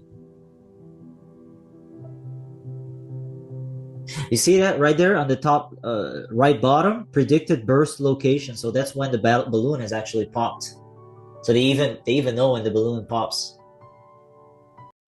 Well, yeah, of course they fucking do. One, they kind of have an idea with the like the previous time they launched, or even on the ground, which way the winds are going, approximately how fast they're going, as well as they can, like, when it gets up to temp, they can, part of it is to know barometric pressure, wind speed. They can time it, and they know how long these balloons last. They know approximately how long they last because they've designed them.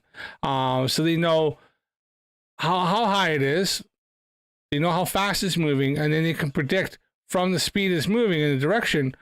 Like I said, as you said there, it was to say predicted burst locations. They know where it's where it's going to predict it's going to go. And that may not be on, it may be off. That's why they have these chaser cars.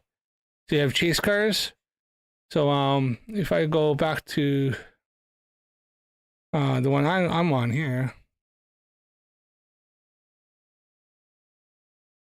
Now this one here is not going to have a chase car because it's over the ocean. Yeah, my PC is not the best here, so it is struggling a little bit here.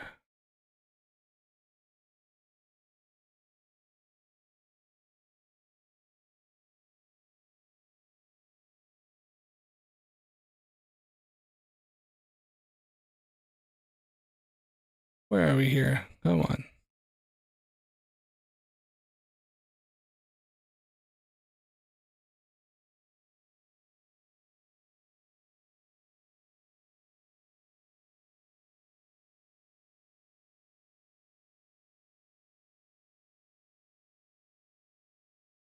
You have not too far.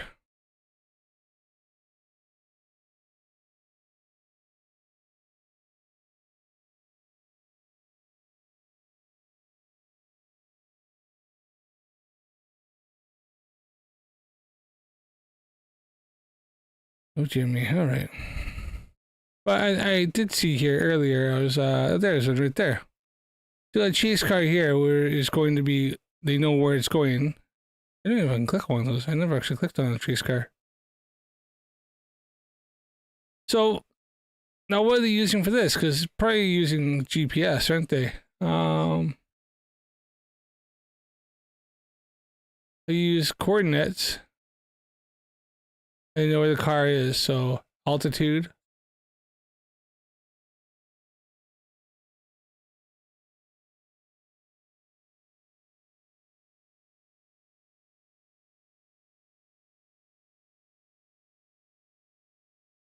And these are going to go out and probably try to retrieve these if they can.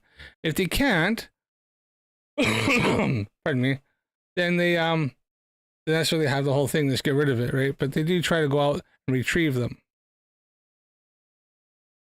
by using GPS tracking.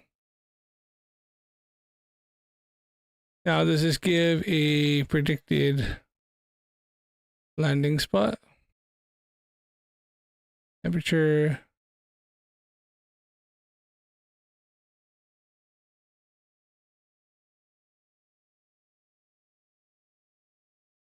So it's going to give, they have here, and it looks like they have a path. They know where it's going to go.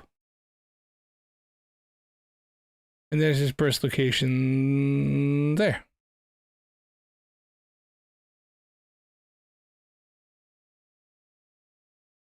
And now this is the predicted one. It could go further. I don't know why they have a point there, but there you are. So they know from this is the predicted path it's going to take from the known weather conditions. Now it could go a different path, and that's why they track them.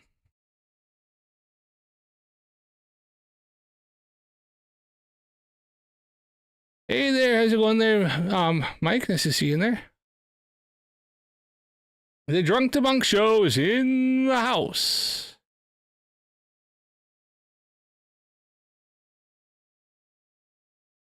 All right, let's get back onto this one here. Let's go here.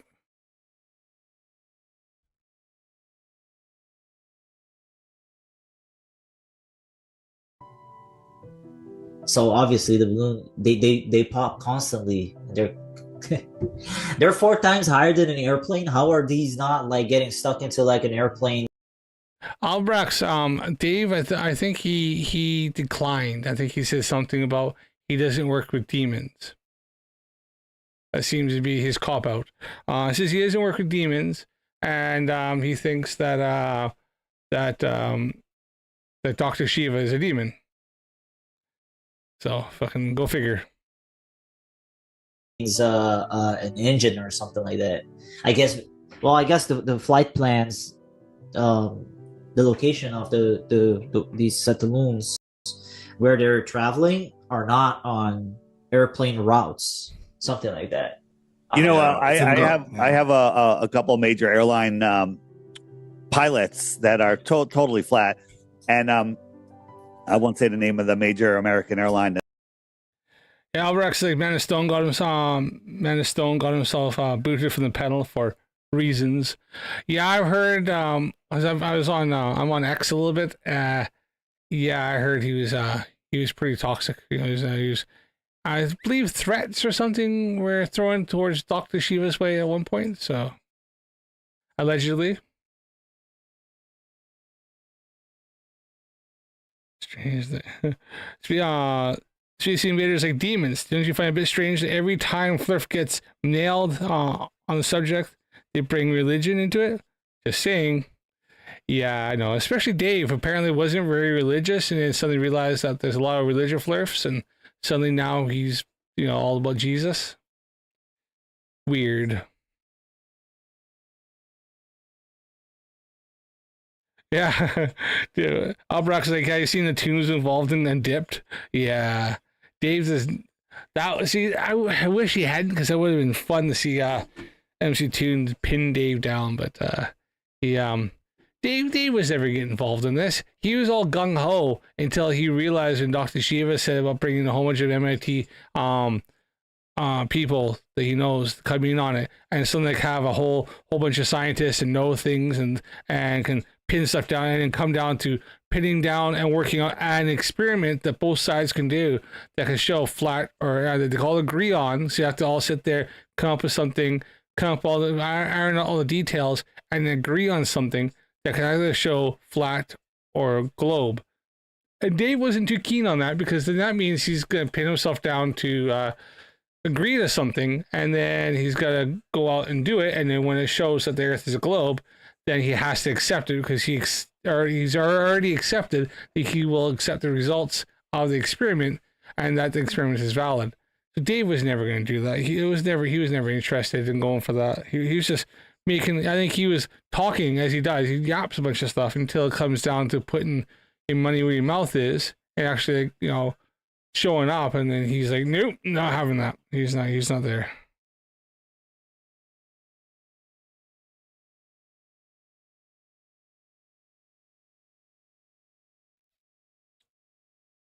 That this guy was on. He said he was flying with his co-pilot, who's not a flat earther. He's a flat earther. He knows it all. And they got a message from the control tower, or whatever, saying, "Hey, there's 2 NASA balloons descending through your area that don't have transponders. Be on the lookout." Right now, the co-pilot, he's like, "All right, balloon." Right? This guy, wait, NASA balloons, there could be 8,000 pounds of cargo on there, and he literally put on the seatbelt sign, told everybody to we might be experiencing some turbulence or whatever, and never ended up seeing anything. But this stuff does pass through airspace. Wow. Yeah. Well, Oh yeah, NASA has a program that does sometimes launch different balloons when they're doing some sort of really high altitude observations or testing different things in the ionosphere. Or sometimes they'll even do stuff where because they'll have a platform, they'll mount different things to do, like to look at the stars and nebula and stuff, because obviously going really high up, you got a lot less atmosphere between you. And they're just taking shots or doing readings or doing maybe getting stuff for different radiation and solar radiation and stuff. They don't need a satellite for. Obviously, it's a lot more expensive to launch a satellite and a lot more involved. Or you could launch something like one of these platforms, a really massive balloon that can go up for a couple of weeks. So you do the things you need. Let's say if they're doing stuff for the stars or space, you have a lot less atmosphere, so you can get much more cleaner images, much more cleaner observations or test or measurements, and then it comes down.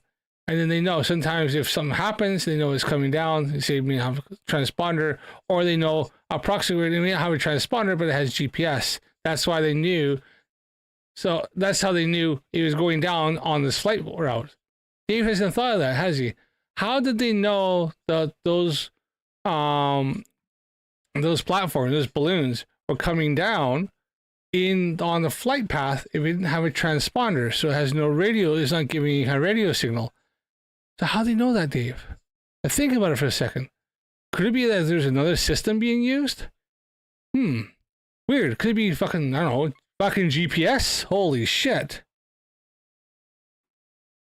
this obviously. I love it when flat earthers own themselves. Yeah, he gave a story in which debunked everything they've said in this. It has to be weighted somehow. Yeah. And they're all too stupid to fucking realize it. Because this is the size of my hand. Like this is probably made in China with $2 or $1. This is the cheapest thing I've ever seen, but this is my hand size. Really? Because I'm pretty sure the thing I just showed is made in the States. But this is nothing. What is the duration of these balloons on that website? What does it say the duration? You know, because it has the pop. I didn't go that far. Did anyone figure out how long they last? I mean, maybe they're only 24 hours. Some of these, you know? Oh. Or maybe they're weeks or months. Yeah, that's a good point. I'm not sure if that information's there, but definitely shows that, yeah, It's got to show the launch date. It's got to show like the launch date and then the pop location. It doesn't have any dates. I think you might be right on that, Dave, because they don't travel far. Yeah, I mean, yours from Curacao to where you are, that's not up there for days. That's up there for hours, you know, or a day. That's 50 miles only. Yeah, 50 miles. So.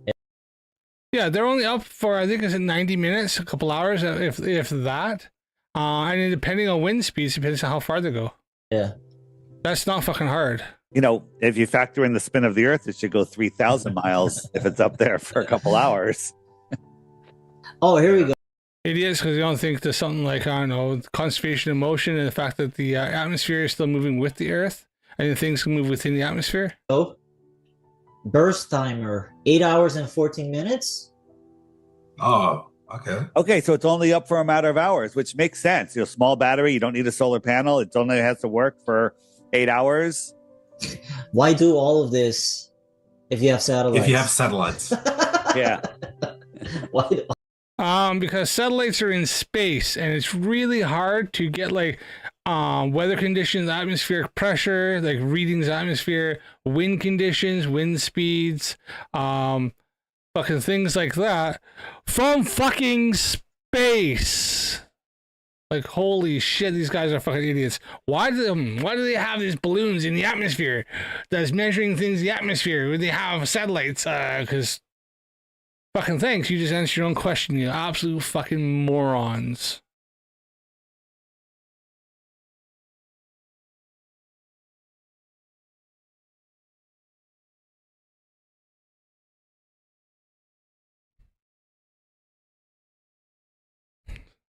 All of Sorry. them you have satellites. Well, I would just want to show Exactly. this one last thing. Well, Hold the on, let me see if I satellites can- are out of the atmosphere, and they're measuring the atmosphere weather, so they need something in there. There's your Holy shit, fucking Dave actually got it right. Holy fuck. Now let's see what they say about that. steel man for that. And he's right. I didn't hear the flat earthers. All the others go, oh fuck. He just gave the correct answer. Oh shit. Did you share this? Is it Make it a little bigger. okay? There you go, beautiful. That's better, yeah. That's better. So the developer, this guy right here, I'm not showing his face, Mark VQ5QI. These are packets that are being transferred to the antennas locally, and it's transferred to the website interface that they have. Look at how much data this small little thing collects: humidity, external temperature, pressure, temperature of the device, I guess, the latitude, the longitude, the altitude.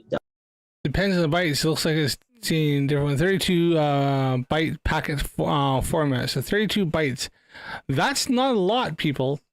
32 bytes? Like 32, that's, we're talking like that's nothing, really. In the grand, especially modern technology. The hours, the minute, the latitude, frame number, Altitude. payload ID. So the payload is these packets, these data packets that are constantly being transferred to collect like statistics and stuff like that. I just wanted to show that, just show how this tiny little thing. Yeah. Not that ginormous satellite, that big thing that you see that NASA is making. Yeah, but those things go up for months or a year. Some of those. Right. This is so.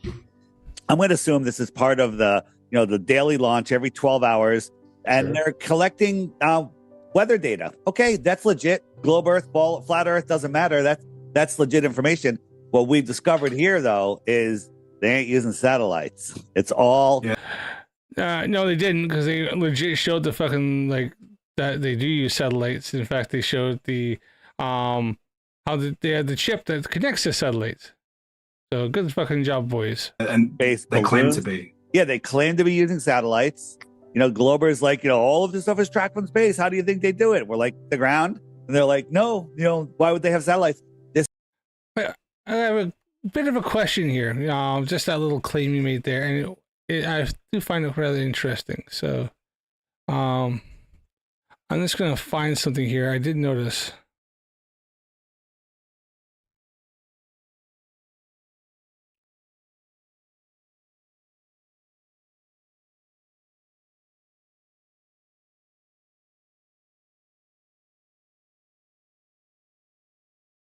Because as we know, satellites to triangulate things needs several radio antennas, right? They need at least 3 that to be different points to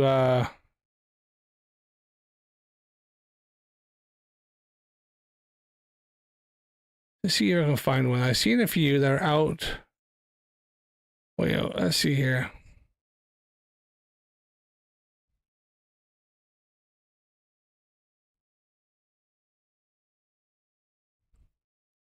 Oh.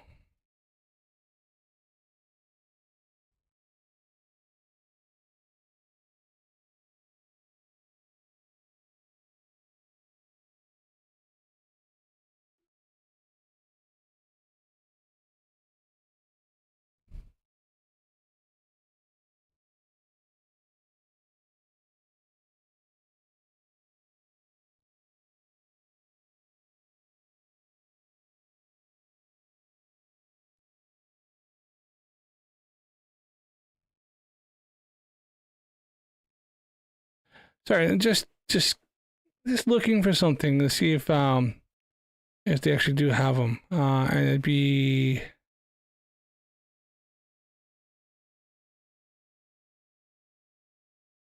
there we are. This is a point here. So if you use the cell phone towers, how are they tracking these two? Why did you just do it to me? I didn't see that.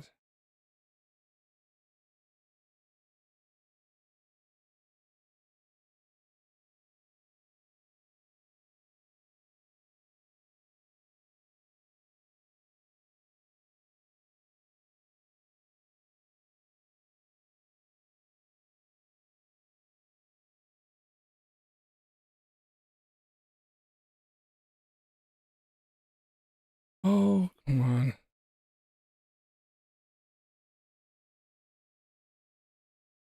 Oh, they're over Hawaii. All right.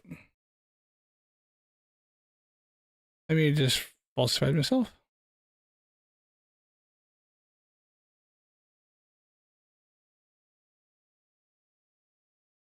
Right.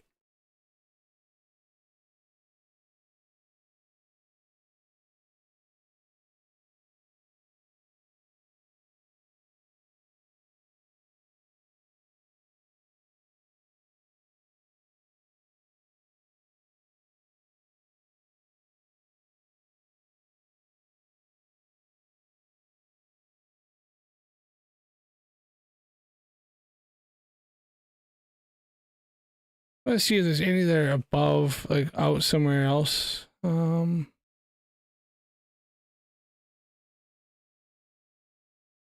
like they all seem to be over. So it's not gonna go very far, are they?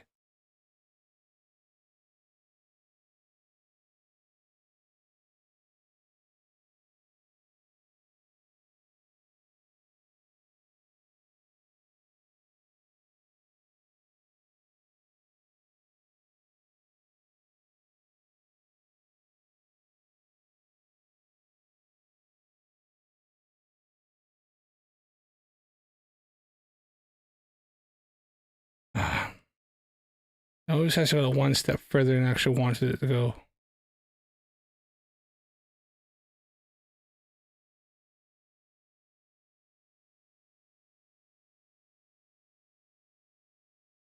Oh, there's a good one. How is that one there? It said it needs to be cell phone signals, right? But is there any signals like that there above Antarctica? Because I'm pretty sure.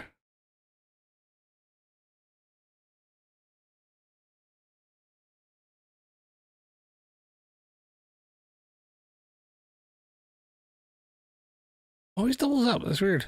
So we have this guy here, where they're tracking right now. I'm on that one, yep. It is connected to 14 different satellites. So they bring this up that it needs to connect to a tower, right? But this only, so what 14 are they connecting to? Why'd you stop that?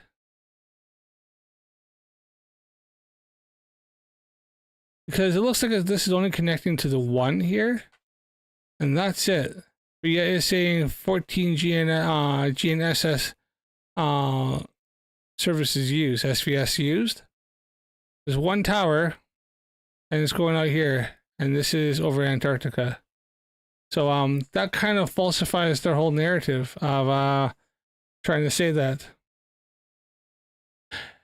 That kind of just falsifies their narrative that it could have to connect to the to cell phone towers.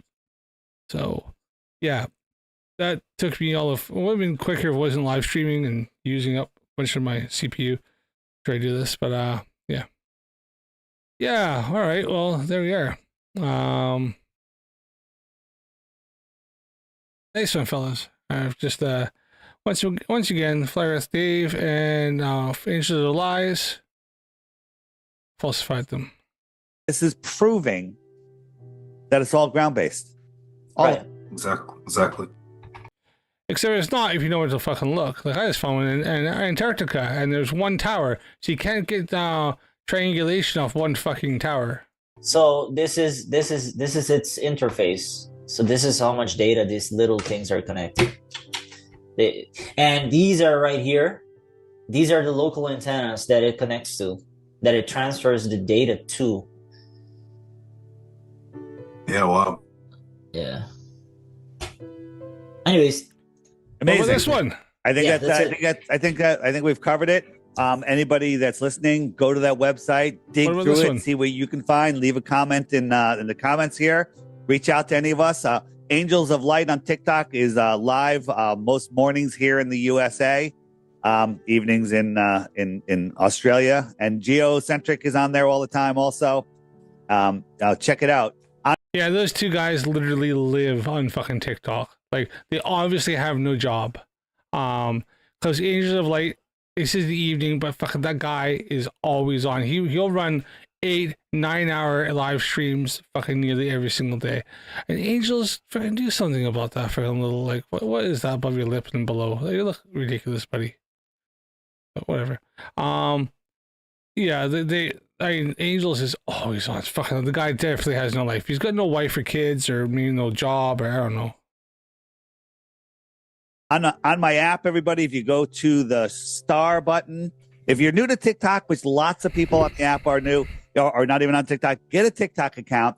Go there, click on every single one of these. Don't click on any of those. Don't even go on the app because it'll just leak your data, as we all know. So, and subscribe. Then go to your feed, and it's going to be filled with amazing. yeah, no, okay, no, I know, don't need this. I honestly, Dave just does just the fucking pitches, stupid ass app. But yeah, I should leave a comment and go on. I found a. What do you reckon? Can you even leave a comment on this?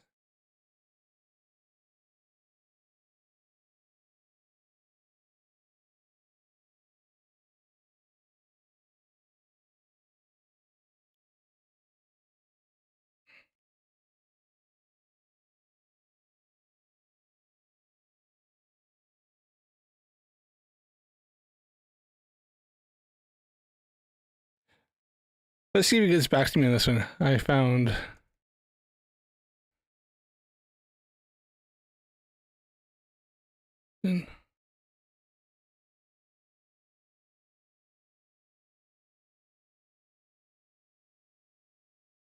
Why not? Let's try.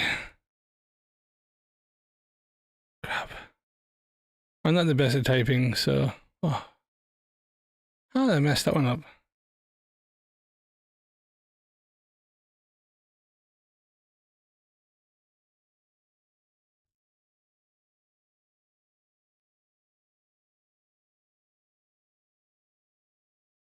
How did I just. Even give me the proper spelling. We are. Antarctica. What is the number again on that one there? It was RS 41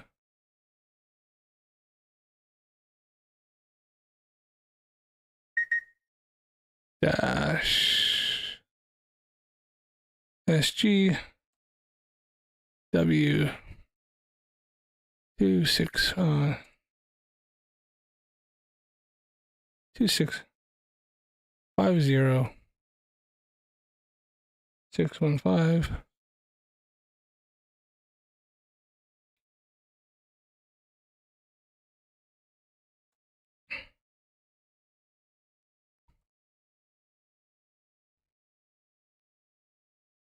only had one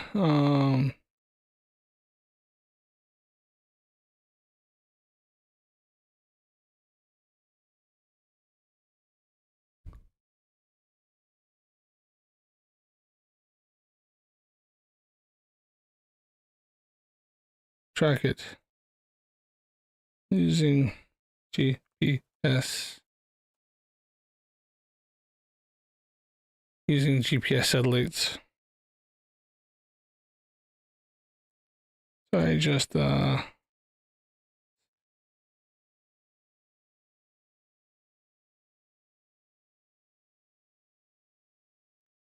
I just falsified.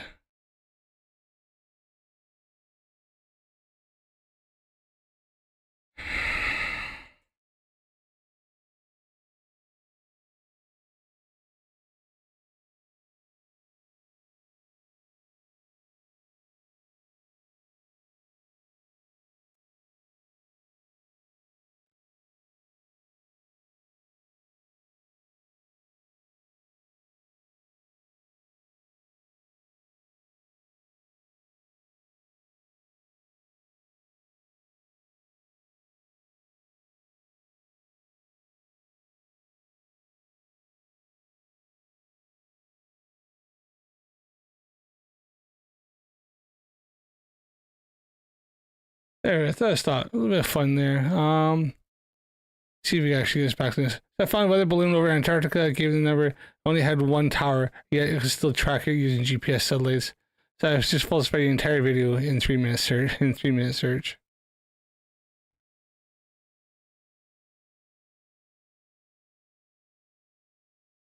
Look at some of the evidence here. I have debates with a very good friend of mine about flat Earth. I've seen some quite compelling evidence, which, providing what I have seen is true, suggests very strongly that the Earth isn't the circumference. They say the problem I have is that I have yet to see absolute evidence that the Earth is flat or not. I am not against the Earth being flat, but I'm simply not completely satisfied that it is flat or a sphere. I do know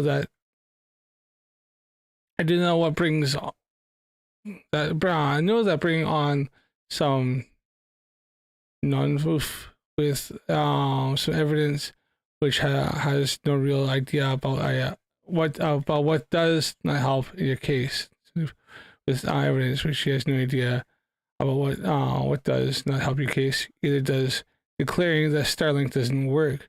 I use Starlink every day, and all I can tell you is that damn thing really works. It doesn't matter where I am or the inclination. The Starlink pad is or how it is oriented. It works, and often hundreds of kilometers away from phone towers, where I get absolutely no phone signal.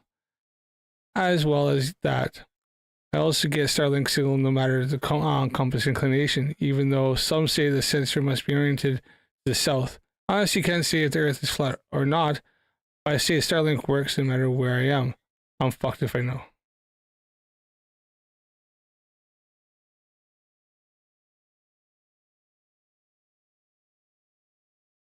Albrecht, oh nice. So as I said, I just checked the sky tonight. Gonna be a good night to give the jellyfish nebula 4 or 5 hours from my front yard, starting here in about an hour. Nice. I was out on Thursday, Albrecht, trying to get the Orion Nebula. I'm starting easy, right? So I thought, yeah. So in fact, I traveled from where I am to a darker skies area, which is there's an observatory about 15-20 minutes drive from me, and the parking lot. The observatory wasn't open, but the parking lot is always open, right? It's open in public. You can go there wherever you want. So I went and set up there by myself. Nice starry night, bit chilly, but cool. It's all right. And thought, yeah, so I found the nebula. I decided, oh, there's Jupiter, so I got Jupiter. Did Jupiter's moons, right? Kind of cool. And then I was trying. I come to realize after freaking being there for a while, I could not get live stacking to work on sharp caps. I was freaking trying everything. It just kept kicking back. So seeing my stars went good. So I put my Baphomet mask on, got it tuned in, got where the diffraction spikes were sitting right where they should be. All my stars, yeah. Spot on, yeah, go on there. No. So I've been fighting all weekend trying to get it to work. Got like one or two frames. I got one where I just took a video like just normal to do planets, hoping I can maybe stack it and get something. I can get like some like blotch around the trapezium, but then come to realize sitting here yesterday and I was looking at a video trying to figure out where I'm going wrong, and I realized since I don't have Sharp Caps Pro, I can't do live stacking, but I have access to it, but only goes 1 or 2 frames and then throws an error code. Fuck, I pissed off. Man, I was not impressed. So I'm gonna be looking at getting Sharp Caps Pro. So it's not very expensive. I realized I looked at the price, so I should get this. But yeah, I was not impressed with it. I was out there for hours trying to figure out what was going wrong. I'm just trying to figure this out on my own. Just so look at different things. Tried this. I was trying to get trying to find Andromeda as well, but I gave up on that. I thought I was going to focus on getting this nebula, and then I couldn't get it. So, but now I know why. So, yeah, good luck with your getting the jellyfish nebula. That sounds cool. Also, speaking of that, a nice little segue here. Thanks there, Albrex. So, if you look down below here, right there, is a link to my GoFundMe. I'm trying to fund, if anybody, I know it's Christmas and stuff like that, but if anybody has a few extra dollars, wants to help a brother out, I'm trying to fund to get a larger telescope. I'm looking, I want to get a 10-inch Dobsonian. I only have a 5-inch Newtonian right now, so I want to go double Dobsonian. I'm saving up myself, so whatever anybody can help me, I'll help go towards it. And it's a bigger, better scope to help to make flat earthers cry, mainly Mikey Smith, and a few other ones. So anybody is able to, I put it in the comments of this video. So if anybody's watching a restream or stuff like that, then all means, I say, if someone wants to help out, I'm thankful, but I'm not against going. I'm going to be saving up and looking at maybe the new year getting a bigger, better scope. So, but I thought I'd throw this up. So it's down below there. There's a link there. You can see where I've kind of put where I'm up to. I'm going to keep it up there until I get my scope. So anybody wants to donate something, whatever comes like this, it'll all go in towards the scope. Like, so if you get the full amount, I'll go and buy the scope like freaking right away. I'll order it, have it shipped. It's not too far from here, so if not, then whatever I get here, I'll go towards it. I'm not going to spend. I'm not doing Roger Ledwell thing. I'm not going to go spend it on other shit. This is only for that. That's all I'm using it for. I'm not going to do Mikey Smith where I'm going to go, this is crap, and sit in the back and buy something else. Not doing that shit. But yeah. So anywho, so I decided to leave a little message there. Oh, I didn't put that, so there it is. I just say that once again. Links right there. It's in the description, and then this shows where we're up to. All right, so we'll keep that up there for now. All right. Sorry, I didn't move it over. So yeah, once again, that's a link in the description. So, okay. But that didn't transit over. Okay. So this person, he knows the flat earth, because the flat earth doesn't work. Like everything they said, they've just kind of pretty much just debunked themselves. So they've just kind of falsified it. Yeah, awesome. I tried to find another balloon over. Oh yeah, that's me. Sorry. The first rule they give us is that some of the comments is funny on here. I run dozers on my GPS control. We used to run them off a base station unit that worked in unison with machine control. Now we run them off a cell phone system. It's funny because the first person I ever talked to about the flat earth was a surveyor. Bullshit. Who had huge knowledge about working GPS. He told me satellites are fake and the earth is flat. I thought that was strange. After looking into it, my opinion changed. I'm going to say... I'm going to say things that never happen for 100, please, Alex. Yeah, no surveyor worth their salt is going to say the earth is flat. They measure the curvature of the earth every fucking day. So that's a lie. Thank you. This is futile. Heliocentric is falling and can't get up. Nah, bullshit. The flat earth is literally... And why do you think Dave Weiss said they're on TikTok to try to find any flerfs that'll actually come and not shout at him and call him a grifter? Earth is flat. Moon is gay? What? So weird. Sunlight from the globalists and Democrats flashing from Gaza or what? Sun orbiting the Earth. As simple as that. No. Globalists call us science deniers. Great job, Dave and Angels. Just gave geocentric a follow. Fuck. Except for everything they said was wrong, and they said, oh, we don't know. I-80 was clear. It was clear the towers every other mile was providing the GPS. As soon as you drove away from the reach, there was no GPS. I'm gonna say bullshit unless you weren't using GPS. I literally have a GPS receiver, like an old Garmin, that doesn't use anything except for GPS. Like it doesn't even have a SIM card, nothing like that in it. So it only uses, and in fact, you can see where it tracks the satellites. I might do a video with it. So.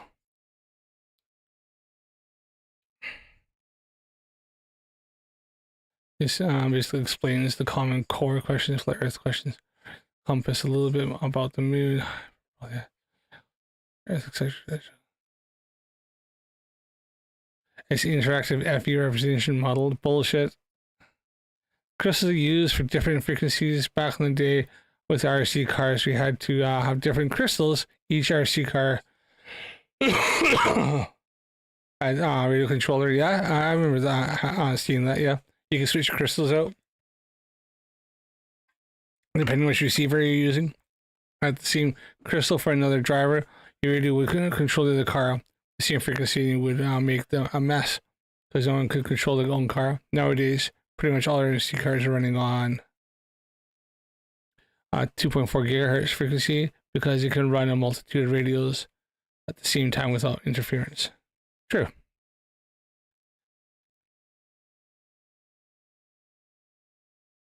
Wow.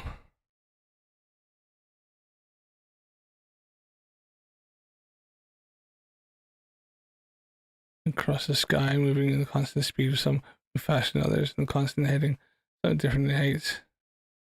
They seem to have a wobble as you move across the sky. Anyone have any ideas what this might be? So he's just describing freaking satellites. I see them all the time too, and they have a wobble because of the atmosphere. So, all right. Rox says, "Oh wait, am I able to make that prediction if the Earth is fat?" Rox says, "I'm probably going to upgrade to a bigger scope in a year or so. I think I've reached the limits of what I can do with dwarf." Oh yeah. I think somebody said that they're bringing out the Sea Star 70s coming out soon. If you're into like into smart telescopes and stuff. Should see if Mikey Smith has come up with anything else.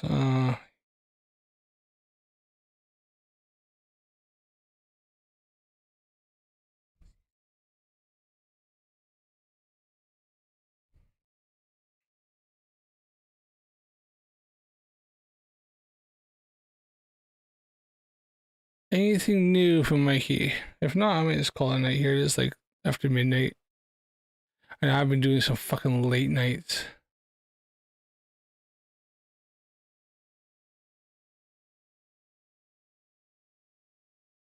Four months ago, I had the fireworks live.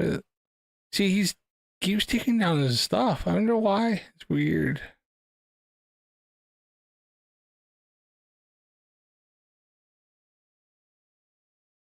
Yeah, he did starting me live subs. Let's talk. It starts off with the video shaving his head. Odd.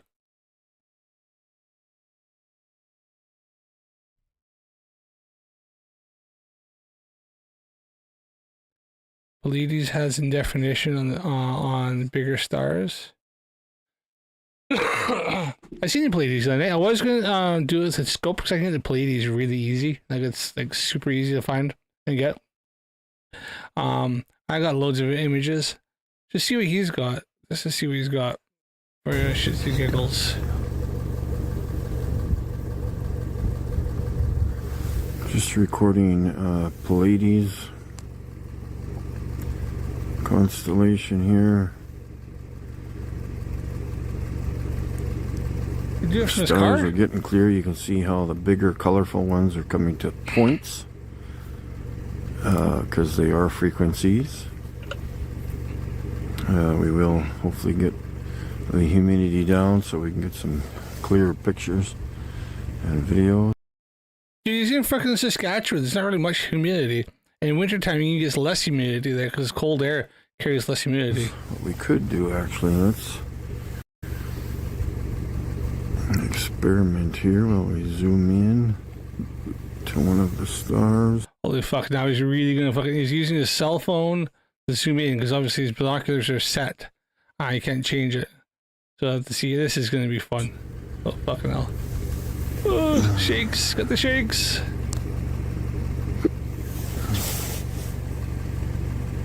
Is this how he messes it up so bad? So Is that not like a whole bunch of chromatic aberration again? He's getting some in there. Look how it's separating it out. Yeah. they're kind of coming clear, but there's not really the frequency showing some definition there anyways. I'll just do some Why is it adjustments on the triangular? binoculars here. Ooh. Let's see if we can get anything more clear. It's always right. Did you not see he's adjusting his phone and binoculars? He's adjusting it until he gets the shape that he thinks it should Adjustments be. on the binoculars here. Hold on, you want to hear them say Kind of again. coming clear, but there's not really the frequency showing some definition there anyways. I'll just do some adjustments on the binoculars here. See, he's adjusting them until they're out of focus enough that he can get to the one that he wants. Instead of having to try to look at a pinpoint, look what he's trying to get. If we can get anything more clear. Oh. I'm gonna have to go out with my big scope, my little tiny scope again, the most lowest quality one I have with my phone, and see if I can emulate what he's doing. I don't have any cell phone holder that'll hold it to the scope. The scope isn't designed. The eyepieces are quite small. I just want like a kid's one, but I was thinking it's the closest thing I have to what Mikey Smith has. And my cell phone holder doesn't work for my S24. It's not big enough, so just had to hold it.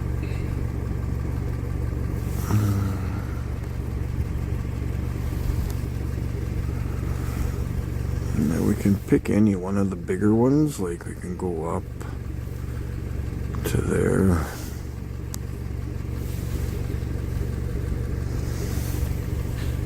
Is he doing this from his car? It sounds like he's like sitting there doing this in his car. The car's got a bit of a knock to it. It sounds like a diesel, but man, I know it's obviously it's gasoline. But listen to the car.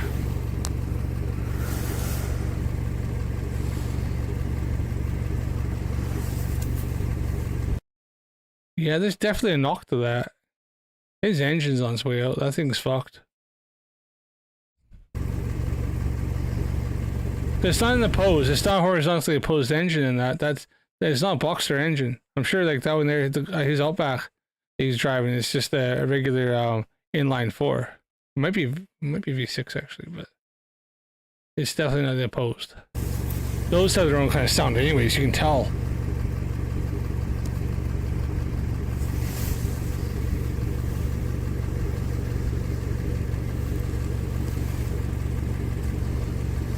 So that's a decent shot. That's an okay shot of the Pleiades for what the equipment he has. That's about as fucking zoomed in as he should go, right there. That's okay. Pretty cool video here. Let's see. Let's take the middle Anything one more, there. he's going beyond what his optics can do. Let's see if I can focus a little bit. I don't know if it helps or not, but remembering that there is moisture in the air and the air is thick, just like some people's heads. I'll sit out here for a while and check it out, I guess. There's no depth to it. He says no. Why are these stars fuzzy, but these ones here are a bit more sharper? Explain that, Mikey. I did take some night mode shots of Pleiades here, which is absolutely beautiful.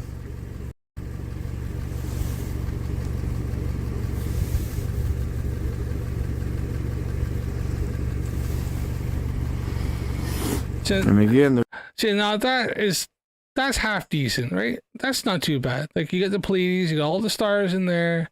Like you got some of the little background stars, a little bit dimmer ones there. Obviously, there's the main Pleiades right there. That's decent, right? That's okay. I'll fully admit that, you know, Mikey, that's an okay shot. You taking your phone and zooming in even more, you're just ruining the whole fucking thing. There is no depth to any of those stars in the picture. Not Except because for of the screen Except for there is, and you can see it. or the recording that I'm taking. There is no depth.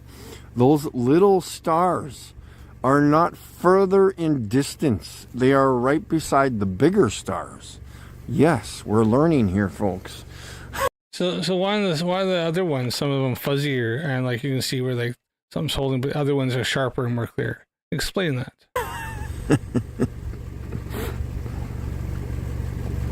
I might try to do my laser test tonight. I'm going to do a night mode picture of the laser pointing at the sky, see if we can get something off the firmament. If not, whatever, I will be checking my That's weird because I think his laser is 5 watt, 7 watt laser. I looked it up, and maximum range on that's like maybe 20 kilometers, 20 miles, maybe at the most. I think I said 20 miles, so I'll look up again. Let's just say it's 20 miles, which is about 40 odd kilometers. So that's not fucking very far.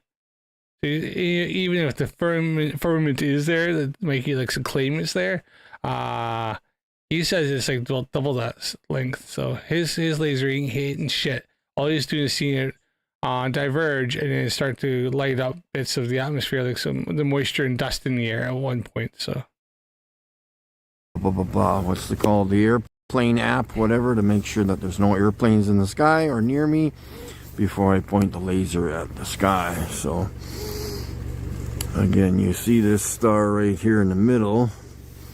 As we zoom into this one, that little star there, it's not further in distance. It's not thousands and thousands of thousands of miles behind the big star. It's right there. And how did he measure that? How can he prove that? How did he measure how far that one is compared to that one? Like how did he determine the distance? Beside it. He determined it by saying, as he said so. So that's it. Trust me, bros. Where he's going. Could be inches or just a few feet from that star. I know it's funny if, let's just say something is the distance he says, whether you say 70 miles, whatever the heck it is. It's not going to be fucking inches or feet. Like, how far do you think he's zooming in? It's still going to be fucking hundreds of meters like that. But that distance, those have to be still quite far apart. Because obviously as it goes, the distance is going to look smaller. It's going to uniformly go smaller. So fuck. Mikey's such an ass. He's so stupid. Absolutely beautiful. So yeah, I'll keep doing what I'm doing out here, and we'll point the laser at the sky and see what happens later on, of course. Alright, peace out, guys. Hope you're enjoying the videos. Alright, Mikey never did that. Or if he did, he didn't take a video of it. That, my friend, this is the last video he did. Most recent one. That was 2 days ago, so if he did do it, he deleted it or something. I don't know. Right. Okay, well,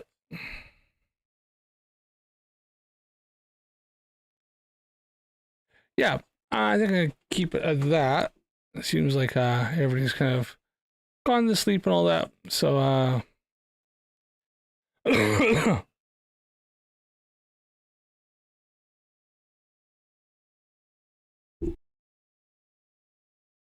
righto, well, I appreciate everybody coming to watch my video. I know I had Unfornicated was on doing his live stream. He still might be, for all I know. I actually haven't looked to see. But and then like obviously Sean Hawkins was doing his. But Sean Hawkins seems to be on a lot. Me and Unfornicated kind of share an audience. And he's a bigger channel than I am, so is he still? Yeah, he's still live, isn't he? So If I pop in and see, I might pop in real quick.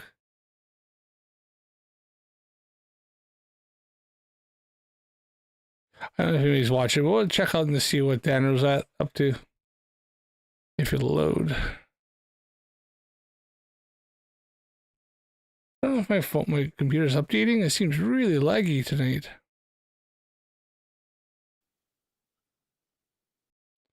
What is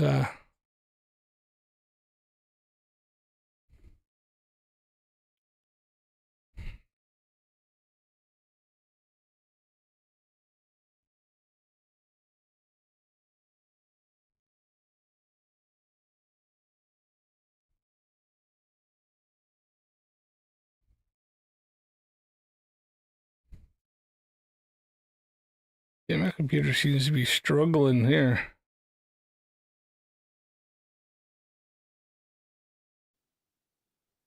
What the fuck do those three things have to do with anything about the panel?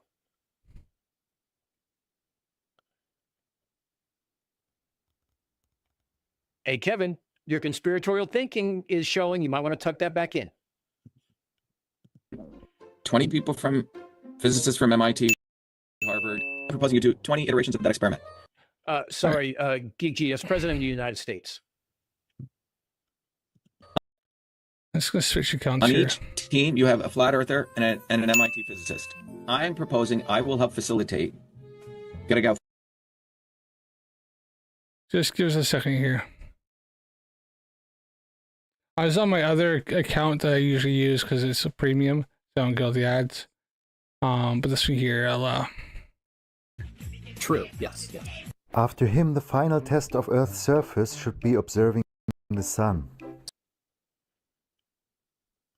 I know I keep pausing this, but I'm almost offended he didn't point out anything on me. So I propose saying, given a date and time and location, where is the sun in relation to where you are, both in a horizontal angle and a vertical angle? Every trial for legitimate objection was hand-wave dismissed. Because your objections had nothing to do with what the fuck the experiment was. You actually said, we don't know what the sun is made of, okay? Toon held up his coffee mug and says, you don't know what this is made of, but you know it's there.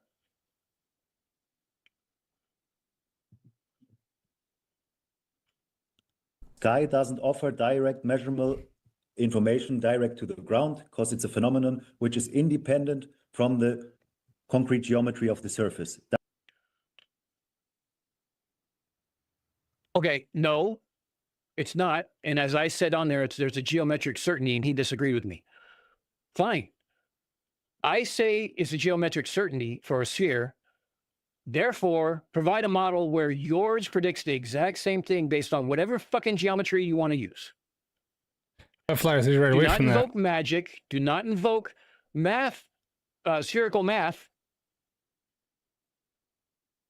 You had your chance. Direct observation of the ground is necessary to determine its shape, but yet we're using a plane? I guess that's what's measuring the ground, right? Direct observation of the ground is necessary to determine its shape. Oh, wait. If only we had something somewhere of some sort of a presentation that would do something like directly measure the shape of the ground, that didn't have any ambiguity whatsoever on this. Huh. If only. It doesn't, what you just said is nonsense. It's bullshit. You're just saying random words. I was still able to present a decisive test involving a plane's radar system. The Decisive in your view? agenda was no one should even try to conduct this test, so then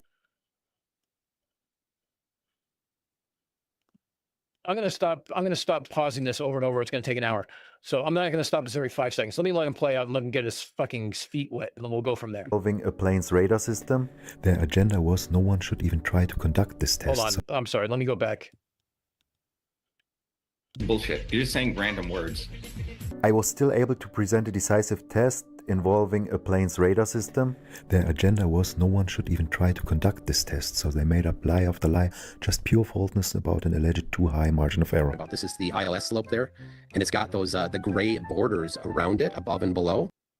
Kevin, you want to know how I know you know nothing about this fucking test? You just referred to it as airplane radar system. That's how I know you know nothing about this fucking test.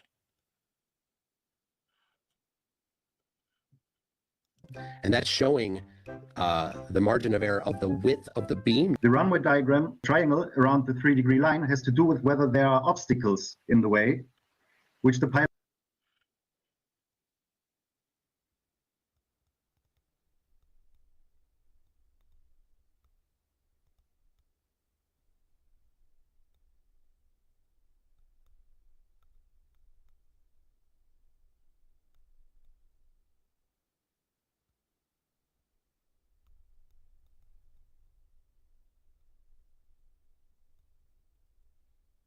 Really? Well, needs to know about during his descent, as you can read here. If there are obstacles present, the bottom half of the triangle is even not drawn in the diagram.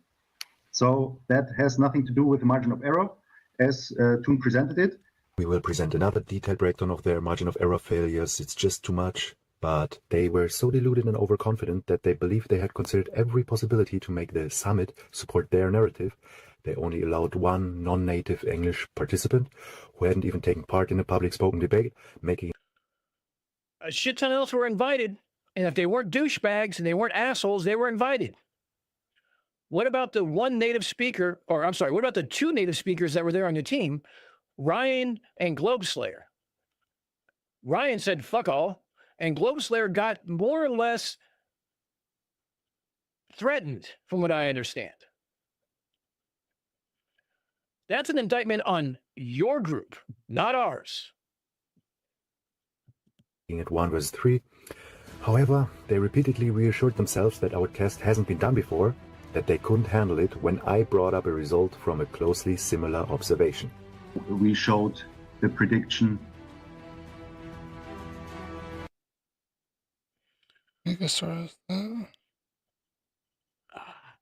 from 35 nautical miles. For flat Earth, we were 1% off, and for the globe,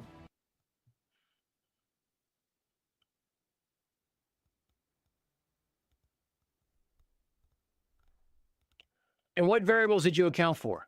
What margin of error did you account for? How was this measured? What devices were used? What was the range? What was, I mean, this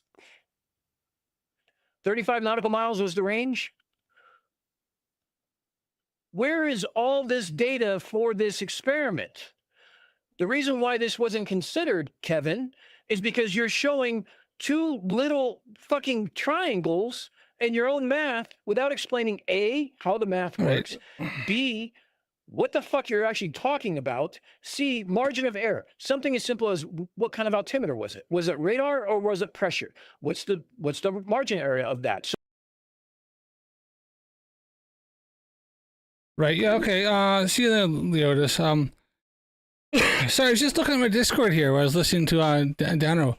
Apparently, it seems like upset some people here with having that vile POS freaking or Marxist trash on. I only had her on once, only because she's in and I was trying to expose for what I think the flat Earth is starting to descend into. I was never promoting this person. I was only exposing for what they are and what it is doing. If anybody has an issue, if I got something, instead of just like throwing some big hissy fit and apparently walking away and stuff like that, fucking send me a message, send me an email, send me a freaking Discord message. I don't always check Discord every single day, but I do try to check it at least around every couple days, and I will sort things out. But look, if people are gonna be like that, look, you know, I was only just trying to do the things, I obviously I did stuff that maybe upset the debunking community with Monkey. I understand that, but me having the Holly person on and then being my chat and stuff like that, my comments. Look, if you don't like her in the comments, like if you block her, then she won't show up in the comments. You can still comment on my stuff. She can't comment on your stuff. She can't see your stuff like that. Block her. I'm about ready to block her myself. So it comes down to that. I was only having it in. I was exposing, trying to show everybody what she's like, and to show what this person is like, and that's it. And then it's gonna go away. She's got nothing. She hasn't even showed up in my live stream at all tonight. She's not even commenting really much on videos anymore. So, yeah, I don't know. But like I said, people need to start kind of like, you know, maybe show me some a little bit of respect, right? I said, okay, I understand you put up a video which I thought was funny, but maybe it hurt some feelings and stuff like that, and expose something, a bad situation. Okay, I get that. I put on an apology, not do it again. Me showing that other one is just because I'm going around doing this stuff like that. Apparently it's okay if like Drunk Debunk Show talks to her loads of times. He's had her on once. He wanted to her live stream, talk to her on there. Apparently that's okay. Max has had her on there. Apparently that's okay. But I have her on, and now everybody's freaking having a hissy fit. But you know what? This is how the way it fucking is, all right? I had her on trying to expose it, and apparently Roger that is freaking pissed off. Look, Roger that. You could have come to me man to man and had a little chat. But you know what? You decided to freaking block me right away. And that's fucking it. Like, nobody wants to freaking, like, you know, step up and, like, show me some respect, then, you know, then, what can I say? So, a little rant at the end here, but I'm only just trying to, you know, do the right thing, do my thing here. This is my channel. I had her on. She's not going to come, I doubt she's never going to come back, because I've pretty much cooked her and, you know, and boiled her and freaking roasted her and pan fried her in the comments loads of different times. Is she vile? Yeah, like I said, block her, and then she won't show up on the comments. You can comment on my videos, and she doesn't show up. I know this because I've done it with my other accounts, and she doesn't show up anymore. So, not a big deal, right? By her being in there, her all yapping and stuff like that, and having to go at me, I'm dealing with it there, and also her comments helps push my videos up the algorithm. So, what can I say, people? Like I said, I have all my stuff in here to contact me. You can obviously send me stuff and let me know. But if people just want to just do that, then I guess your butt hurt, and I don't know what else to do. So it is what it is. But it is now late at night. I am going to go to bed here. I've got things to do tomorrow, and gotta get on with life. So remember, people, Earth stiff the globe, space is real. But don't forget, stay curious. Thanks for coming, and I'll see you again.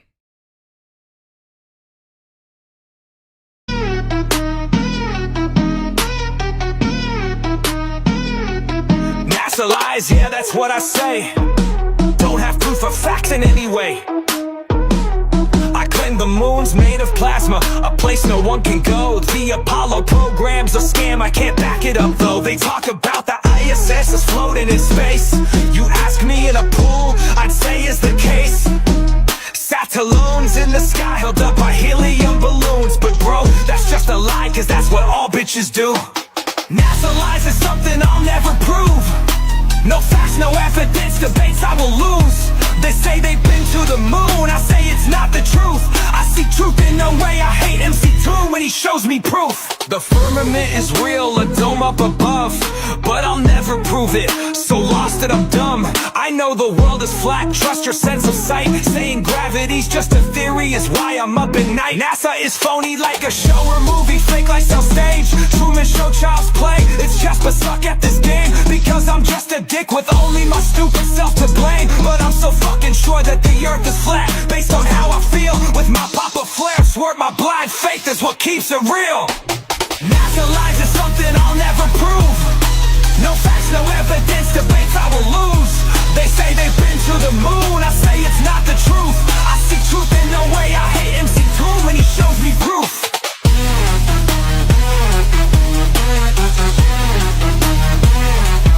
Asking the wrong question. questions, my beliefs are all faith-based. I can't see the fucking answers right in front of my face. Stanley Kubrick is mentioned every single goddamn time. Somehow he filmed it without nobody dropping a dime. The firmament is a dome, it keeps water in the sky. But when you ask me to prove it, I can't. Why? NASA in Hebrew, it means to lie or deceive. My flirt priest told me, and blindly I believe. NASA lies is something I'll never prove. No facts, no evidence, debates I will lose. They say they've been to the moon, I say it's not the truth. I see truth in no way, I hate MC2 when he shows me proof.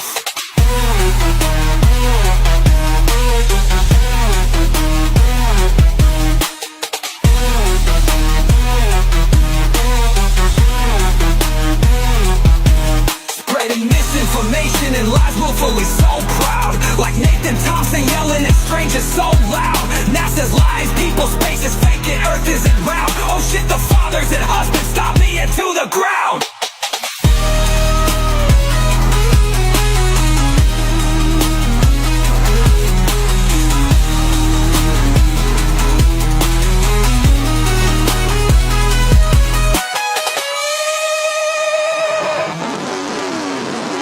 Asking the wrong questions, my beliefs are all faith-based. I can't see the fucking answers right in front of my face. Stanley Kubrick is mentioned every single goddamn time. Somehow he filmed it without nobody dropping a dime. The firmament is a dome, it keeps water in the sky. But when you ask me to prove it, I can't. Why? NASA in Hebrew, it means to lie or deceive. My flirt priest told me, and blindly I believe. NASA lies is something I'll never prove. No facts, no evidence, debates I will lose. They say they've been to the moon, I say it's not the truth. I see truth in no way, I hate